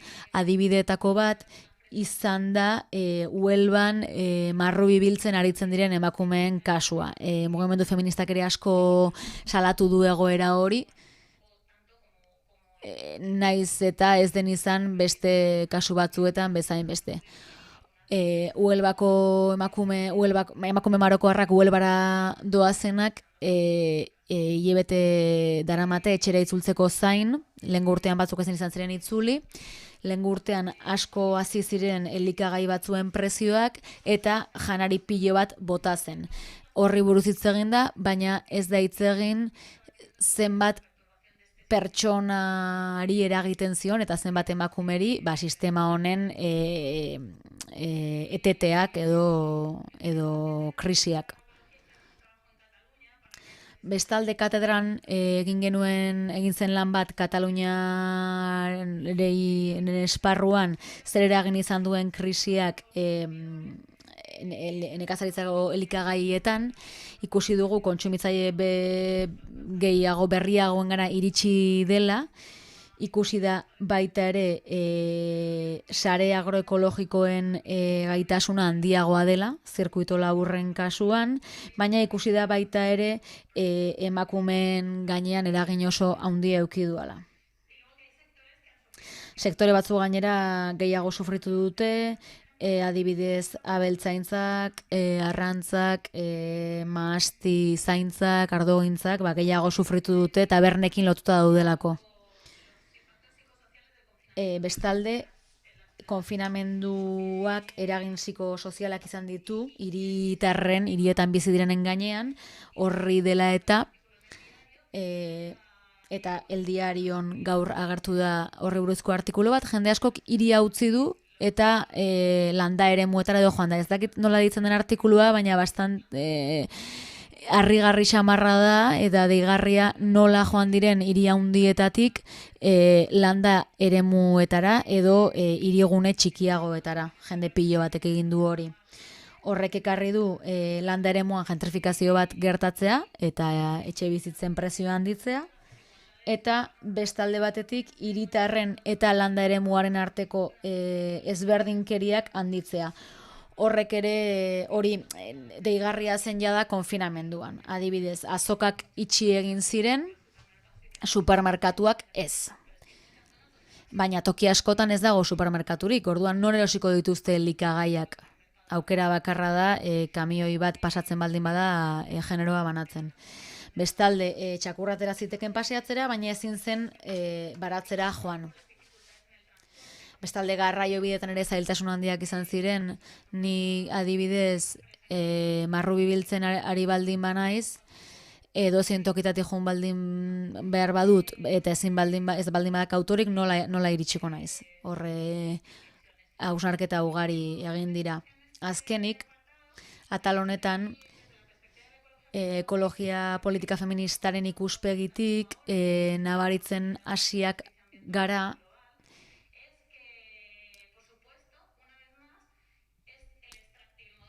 erauzpen ereduak, pandemia eragin duen erauzpen eredu horrek, esan dezagun, eredu horren ardura eta inpaktua ez dela berdina emakumeen gainean edo gizonen gainean, ez? Generoak hor badu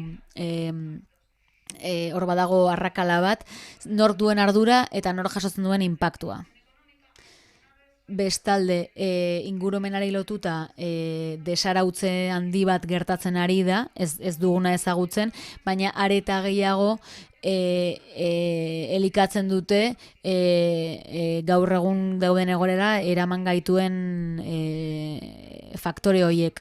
Gainera kontrol gabezi handia dago, gauza asko kontrolatu behar dira gaur egun, eta beraz enpresak ez dira kontrolatzen. Orduan esan bezala, ardura enpresei dagokien arren, neurri handi batean enpresek ez dute jasoten inpaktu hori. Baita ere lurra babesten aritzen diren emakumeen kasuan jazarpen sozial handia jasan dute. Azken atalean, espazio militanteagotan ere bai aritzen naizenez, gauza interesgarriak sortu direla ikusi dut eta konpartitu nahi ditut zuekin.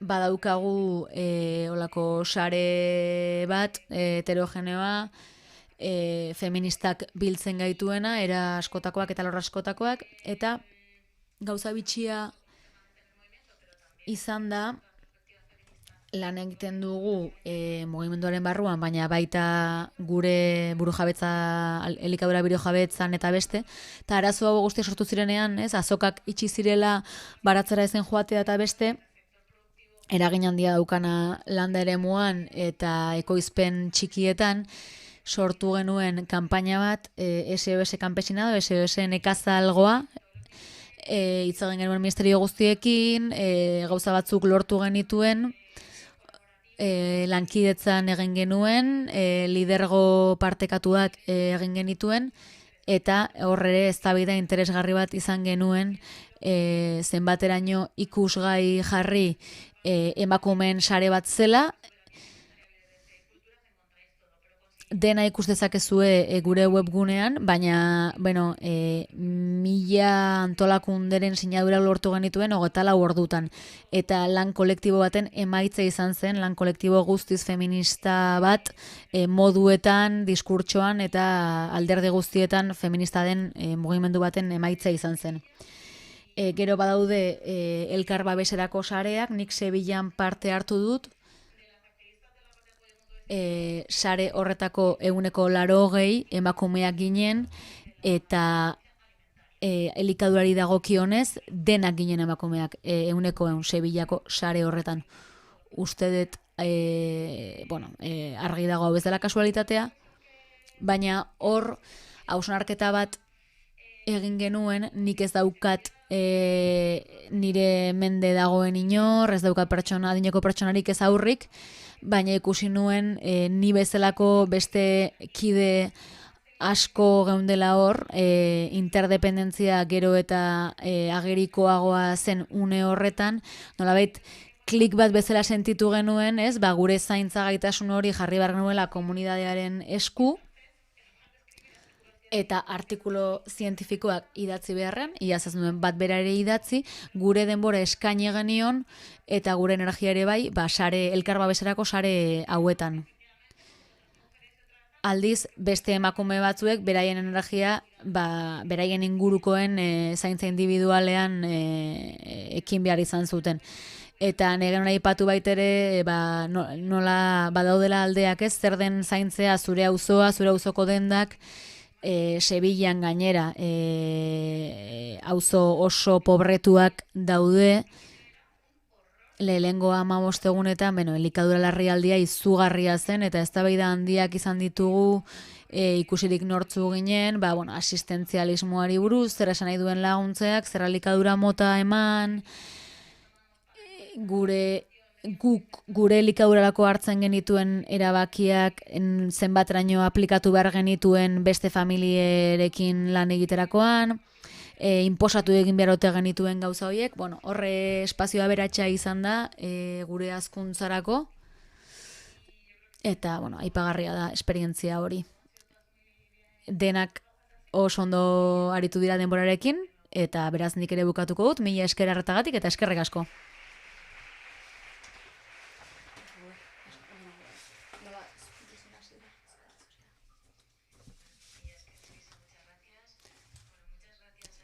Eskerrik asko Laurei denbora hainbeste zaintzeagatik, 1000 esker ze horrela orain mikrofonoa ireki dezakegu beste entzuleentzat.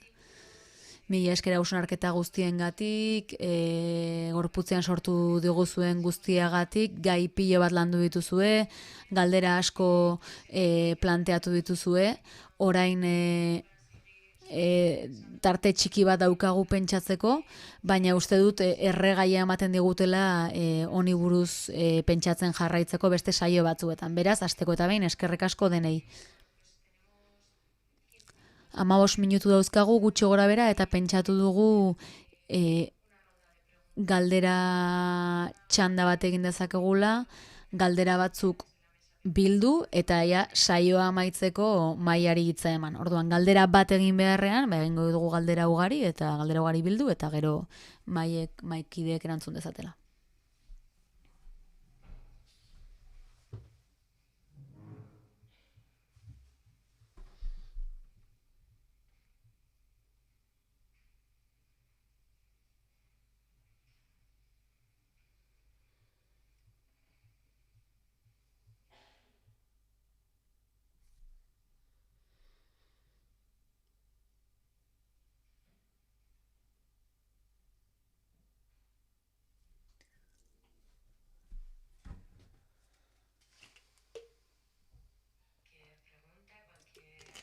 Edozein galdera, edozein hausnarketa, ekarpenak.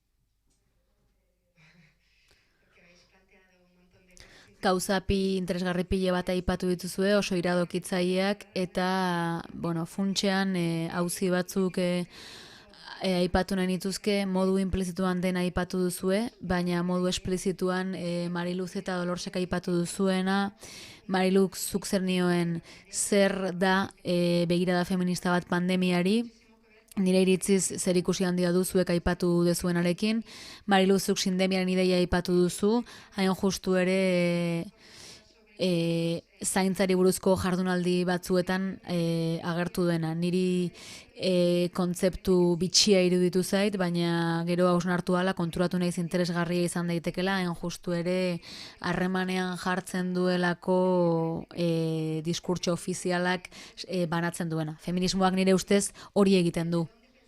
Nondik pentsatzen dugu zaintzen krisia, nondik pentsatzen dugu ingurumenaren krisia, feminismoak dio krisi horiek krisi beraren parte direla, ez? Erreproduzio sozialaren krisiari dagozkiola biak, eta Dolorsekin lantzen dugu zaintza dela kontzeptu txertatu bat, atxiki bat, iruditzen zait hori feminismoak dakarrela, ematen duela, eta hain justu ere azpimarratu nahi nuen, biek esan duzu esplizituki, uste dut antropologo gisa gure eginkizuna dela nolabait ere bere izitzat aurkezten zaiguna lotzea, lotura hori erakustea. Hori batetik. Bestetik,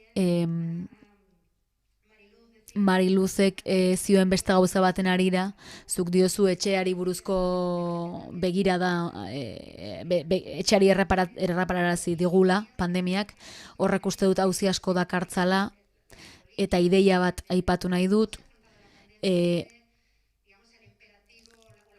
azter dezagula nola heldu zaion pandemiari konfinamenduaren larrialditik. Eta nola etxea gauza segurutzat aurkeztu den, baina ondotxo dakigun bezala, guk geu gainera zaintzaren inguruan lan egin dugulako, eta, etxeetan egon garen pertsona guztiek, deno dakigu, feminismoak dio, aspalditik, etxea gatazkagune bat dela, eta etxean lan egiten duen nori, azken batean langile horrentzat etxea lantokia da, eta gatazkagunea da. Gogoan daukat, beraien lantokian konfinatu behar izan duten langileak, langile batzuei ez zieten esaten COVID-ekin kutsatuta zeuden pertsonak zeuden tokietara joan batzutela lanera, eta orduan inezun galdetu Mariluz, ea iruditegi kolektiboan segurutza jotzen den espazio hori auzitan jarri duzun, etxearen segurtasuna, auzitan jarri duzun edo ez. Eta bestalde zein den pandemiaren inpaktua mugimendu feministaren gainean. uste dut denbora pixka bat behar dugula ikusteko zer eragin duen pandemiak mugimendu feministan, baina elkarten eta oinarriko sektore horrek estrategia asko abiatu ditu egunerokoa mantentzeko, pertsona askoren egunerokoa mantentzeko. Uste dut horrek indartu duela oinarri hori eta mugimendu feministaren gainera eragina izan dezakela.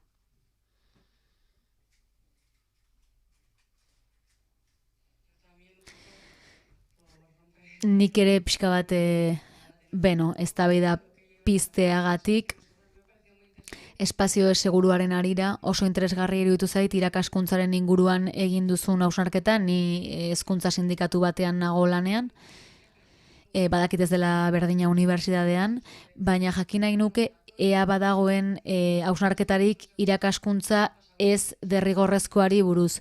Konfinamenduan kontua da galdu egin ditugu ikasleak. Ikasle batzuk desagertu egin dira zuzenean eta konfinaturik geratu dira etxeko espazio seguru hortan. Orduan ez dakit baduzuen hausnarketarik horren inguruan eta ziurraski sindikatuen logikatik berriro ere nola prestakuntza gehiagizko hori edo gainkarga hori, ez? Formazioaren gainkarga hori aipatzen zenuen eta oso interesgarri iruditzen zait nola uztartu diren batetik isolamendua eta bestetik gehiagizko konexioa. Eta uste dut eragina handia duela lehen aipatu duzuenarekin, ez? Pribatuaren eta publikoaren inplosio horrekin eta gure nolabait eskuragarri gaudela edo zer gauzetarako. Eta hori lan baldintzen eskubidei dagokionez ere bai, sonartzeko moduko gaia da.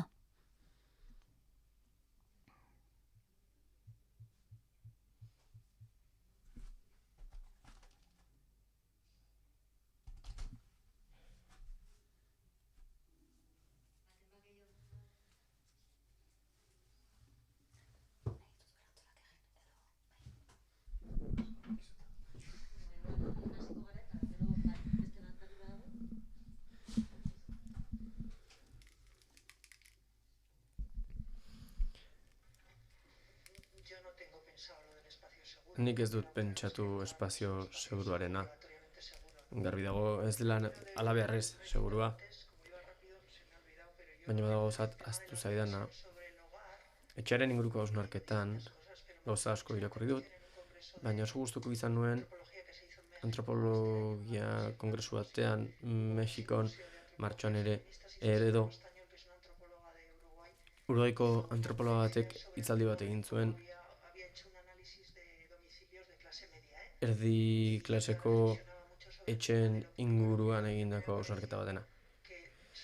Iruditu zitzaidan asko hitz egin dugula feminismoan horri buruz, baina une honetan hain zuzen berrikusi egin beharko genukeela egindakoa eta esandakoa espazio publiko eta pribatuaren alorrean, eta egoera honek behartu egiten gaitu. Egoera aztertzeko edo termino berriak asumatzeko beste modu batean hitz egin behar dugu honetaz guztiaz. Sindemiaren kontu hori defendatzen dut, zeren eta intersekzionalitatearen terminoak ez nau guztiz konbentzitzen. Oso orokorra delako, oso laua.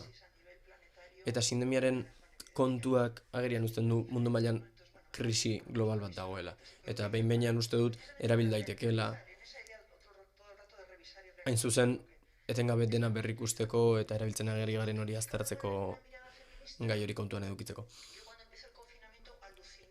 Nik konfinamendua hasi nuenean, txundituta gelditu nintzen, handik astebetera, jende asko zegoelako, gertatzen ari zena aztertzen zuena.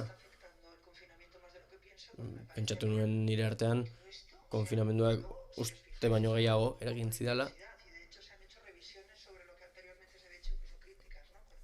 Une horretan aztertutu zenaren inguruan ere gero egin dira kritikak eta berrikusi da. Baina uste dut garbi utzi behar dela feministok zer dakigun eta zer ez. Eta uste dut unean garbi geratu zela ez ginela prest aurre egiteko gertatzen ari zen horri guztiari. Eta gero, elkarrekin eztabaidatzen, irakurtzen eta bar hasi gintezkeela egoera hobeago aztertzen. Baina onartu beharko dugu erantzun guztiak ez ditugula eta gertatu dena hain dela gogorra, ezen ez baitugu horri erantzuteko gaitasunik. Gu Euskal Herrian ez ginen prest. Beste leku batzuetan ez dakit, baina hemen behintzat ez. Humiltasun lezio bat ere bada. Eta ikusi egin behar dugu zertarako gauden prest eta zertarako prestatu behar garen. Uste dut ikuspegi feminista batek pandemian zer dakarren oraindik ere ez dakigula. Horrek ez du esan nahi, gauza interesgarriak esan ezin ditugunik noski.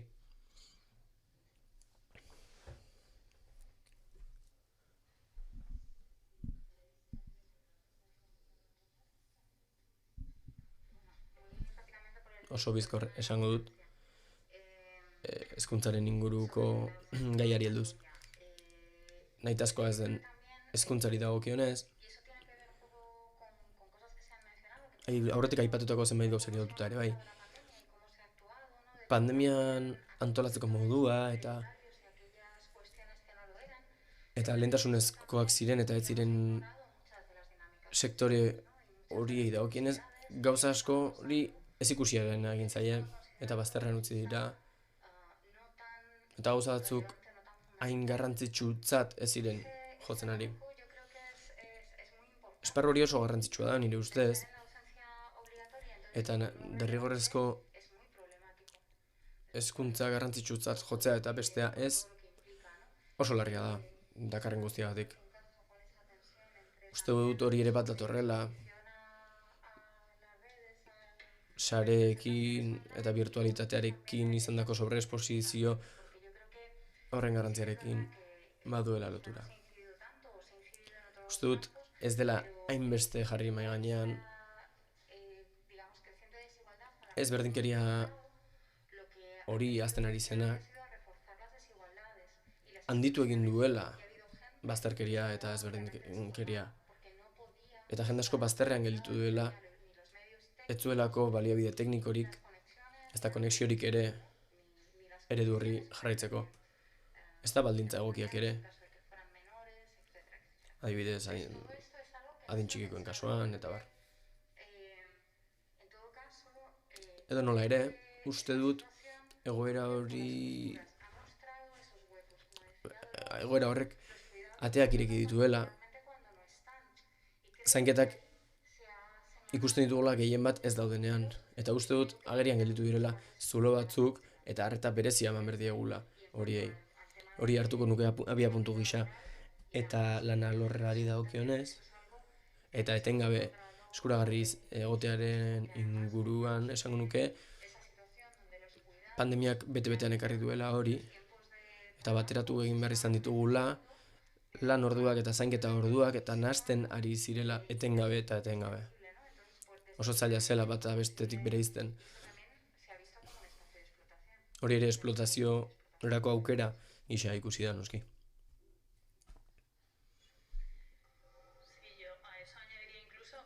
Gaineratuko nuke gainera arrakala horrez gain ez dela espaziorik egon autozainketarako. Kide batzuek esaten zuten ezin zutela lanik egin. Gertatzen ari zen guztiarekin ezin zutela lanik egin. Hori da, terapeutara joaten zarenean bezala eta esaten diozunean gaizki zaudela. Uste dut, agerian gelditu dela, sistema hain dagoela gaizki.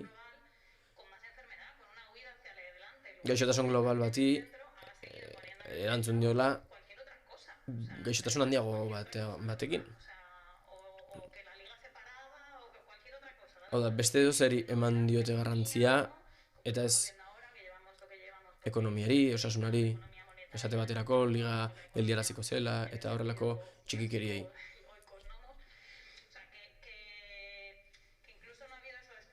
Ez da espaziorik egon merkatu mugak ezartzeko, lan ez egiteko, ezin genuelako esate baterako, edo ez genuelako nahi. Une horretan beste gauza batzuk egin nahi genituzkelako.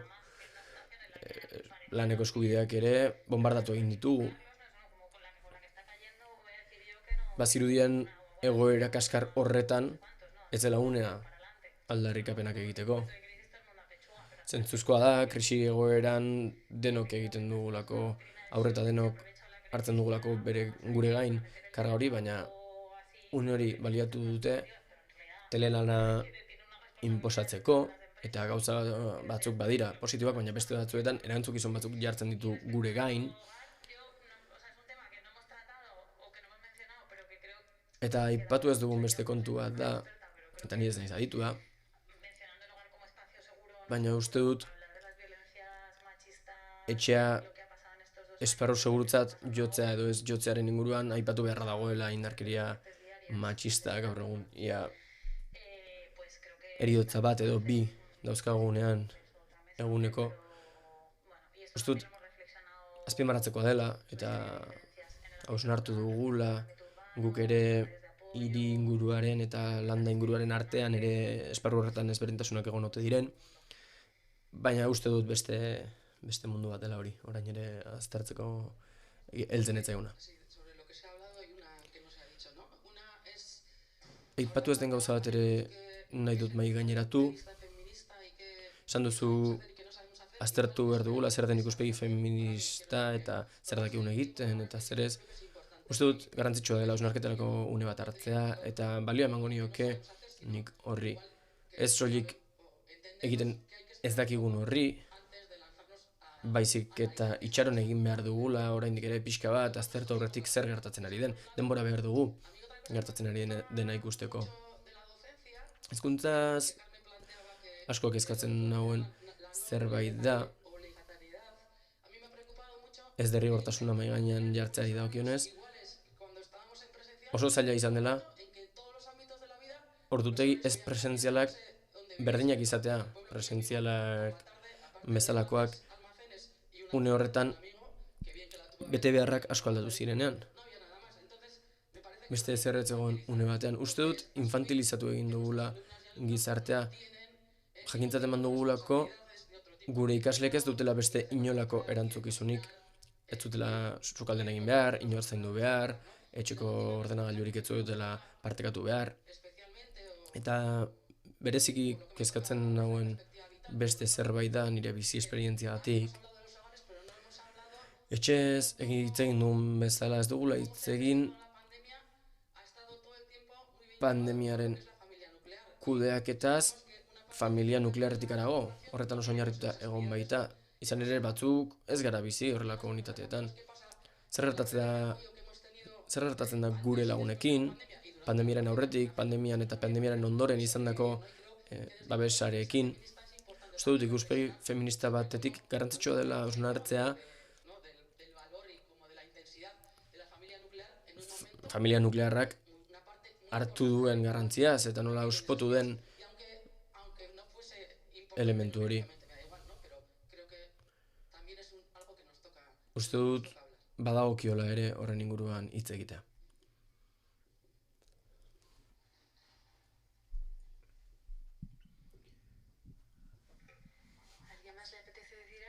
Beste inork esan nahi aldu zerbait? Zuetako norbaitek?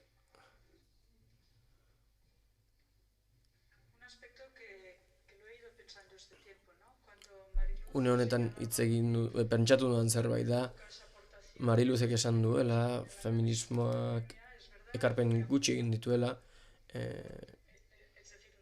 pandemiaren azterketan, eta esan beharra dukat mea culpa, eta lotu nahi dut orain aipatu den zerbaitekin. Uste dut asko, oso azkar eta gehiegi idatzi dela.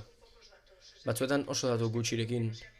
Ez dut esan nahi, hausnarketak interesgarriak ez direnik, baina denboraren poderioz ikusi dugu azkarregiak izan zirela. Eta lehen aipatu den proiektuan nahiago dugu motel ibili, astiro joan, eta itxaron kideak esan duen bezala,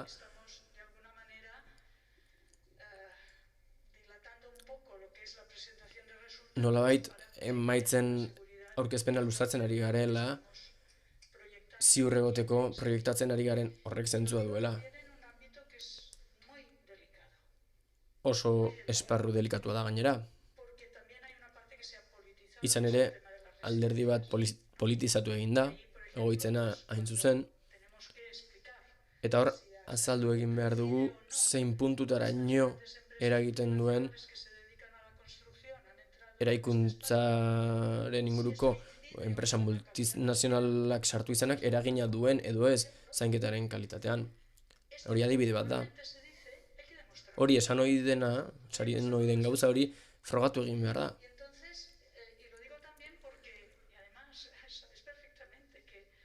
Eta gainera, ederkiak izue,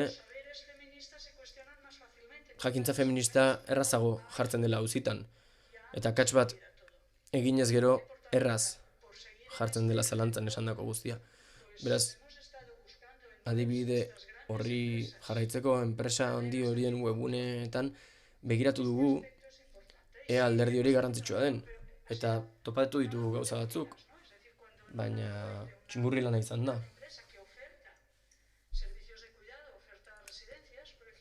Adibidez, zainketa zerbitzuak eskaintzen dituen enpresa batek bere webune txukun-txukunean baduela atal bat inbertsorentzat eta bertan labur diotela oso inbertsio segurua egonkorra dela eta interesat duena beraiekin harremanetan jarri behar dela, orduan konturatzen gara esan dezakegula badagoela irabazi asmoko intentzio bat atzean. Eta hori soldaten kalterako izango da, janaren kalterako, eta beharrezkoak diren elementu horien kalterako. Agian, astiro joate honek aukerak entzen dizkigu eta buelta asko eman dizkiot horri. Baina azken aldian egon dira, eskariak, parte hartu dugu, kongresuetan, webinarretan, baita hitzaldi sozial batzuetan ere. Baina hala ere, gai hori atera izan da, eta uste dut interpelatu egin gaituela taldekideok. Oraindik ez gaude prest, oraindik txostena egiten ari gara. Eta denbora behar da horretarako. Aldiz, badago jendea gauza asko esan duena, oso azkar esan dituena. Eta gu ez, gu beste ritmo batean goaz. Eta ez dakit badagokion beste gai batean sartzea, baina Mariluzek aipatu du, eta gai hori da etnografia azken aldian egin dugun modu hori eta modu horrek izan dituen aldaketak. Guk elkarrizketa erabili behar izan dugu. Ez da beste remediorik egon. Elkarrizketa ugari egin ditugu. 350, hain zuzen. Horiek transkribatu, berrikusi, egin behar izan ditugu. Eta gehienak virtualki egin ditugu gainera.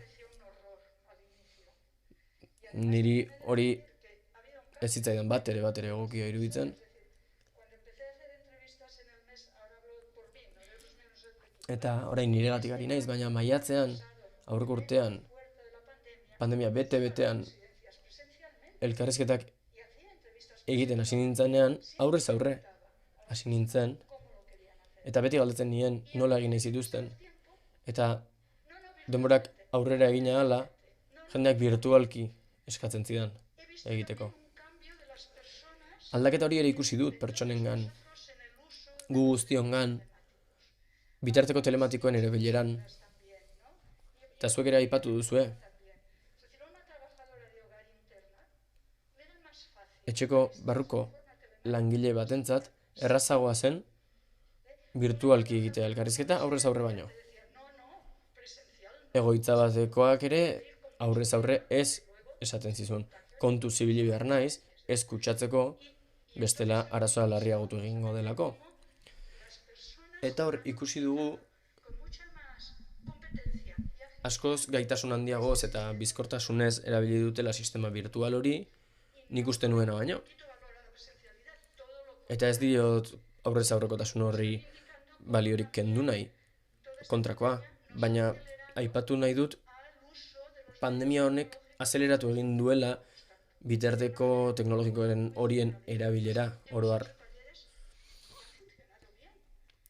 Guk adibidez, egin ditugu tailerak ondo funtzionatu dutenak, bitarteko hauen bidez. Eta berrikuntza hori ere, berrikuntza soziala da.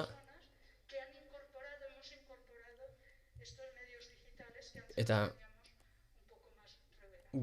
guk ere hasi gara horiek erabiltzen eta txertatzen gure bizitzetan bitarteko digital horiek.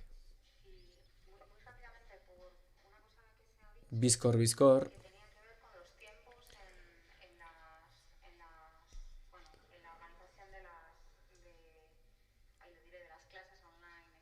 Online eskolen antolakuntzaren inguruan ere zerbait aipatu denez, esan nahi dut, nire kasuan kide askok erabaki genuela klase guztiak grabatzea. Ni orain ere erdi presentzialtasun horretan eskola guztiak grabatzen ari naiz. Hain zuzen bertan egon ezin direnek edo zailtasunak dituztenek eskola horiek ikusi ahal izateko. Konfinamenduan banituen ikasle batzuk lanean ari zirenak eta ordutegiak aldatuta izan zituztenak eta ondorioz eskola ordutegian egon ezin zirenak. Eta orduan horrelako tresnak ere erabili ditugu. Ados nago familia nuklearrarena ere sustatu egin dela bereziki, baina babes eta elkartasun sareetan ere eta beste lotura eta harreman batzuetan beste aliantza batzuk indartu dira, era informalean, agian legezkotasuna saltatuz eta konfinamenduei aurre eginez, gu guztiok sostengatzeko antolatu direla ere, haurrak zaintzeko, adinekoak zaintzeko, eta beste egoera batzuetarako. Uste dut egin direla horrelako saiakerak, baina agian horiek ez dira jaso, eta erakundetatik ez die zaila aitortzarik egin. Ikuspegi hori ere indartu da, eta ikuspegi militarista hori guztia indartu den bezala, zainketa eta familia eredu elkarlotu jakin bat sustatu da, hori egia da.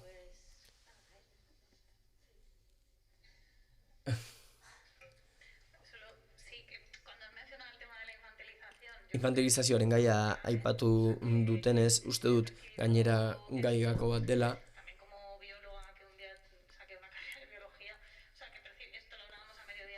Hori Bazkarian ere hitz egin dugu. Populazio guztia infantilizatu dela, mezu kontraesankor ugarirekin, segurtasunaren inguruko mezuei buruz. Esate baterako maskarilla eraman behar zela, euriari bazuen ere, ezinezkoa ere, horrelako geretan maskara eramatea. Divulgazio ugari egin da, virusaren inguruko informazioaz, eta bar, eta horren ordez, hori ondo egin ordez, arauak zabaldu dira, beldurraren bitartez, eta ez da baliatu divulgazio hori modu egokian egiteko, eta komunitatea babesteko. Erabakiak hartu dira isunari beldurra sustatuz. Eta erakundeek zituzten erantzunen aurka. Zer pentsatua eman digit ere entzuteak mugimendu feminista ez dagoela prest. Izan ere inor ez dago prest. Pandemiak ere egon dira lehendik ere, gizateriaren historian barkatu. Eta esandako guztia ebaluatzen hasten banaiz, gure reakzioak, eta bar, poztu egiten naiz. Egia da, agian, zainketez ari ginela kezkatzen gure inguruko jendeaz, alor askotan, eta agian une horretan ez genuela bagunerik edo lehentasunik ez genuela ematen egoera modu akademiko edo formalago batean aztertzeari. Nire lehentasunei dagokienez, uste dut orain urte eta gehiago igaro den honetan, badagoela aukera edo, baina uste dut feminista izatearekin bat datorrela hasieran beste alor horri zainketei eta garrantzia eman izana. Beno, badirudi denbora pasatu zaigula, ez daukagu denborarik hitz gehiago entzuteko eta ondorio gehiago ateratzeko, eta beraz, zuei usten dizuegu, zuen ondorioak egin ditzazuen, eskerrik asko hizlari guztiei.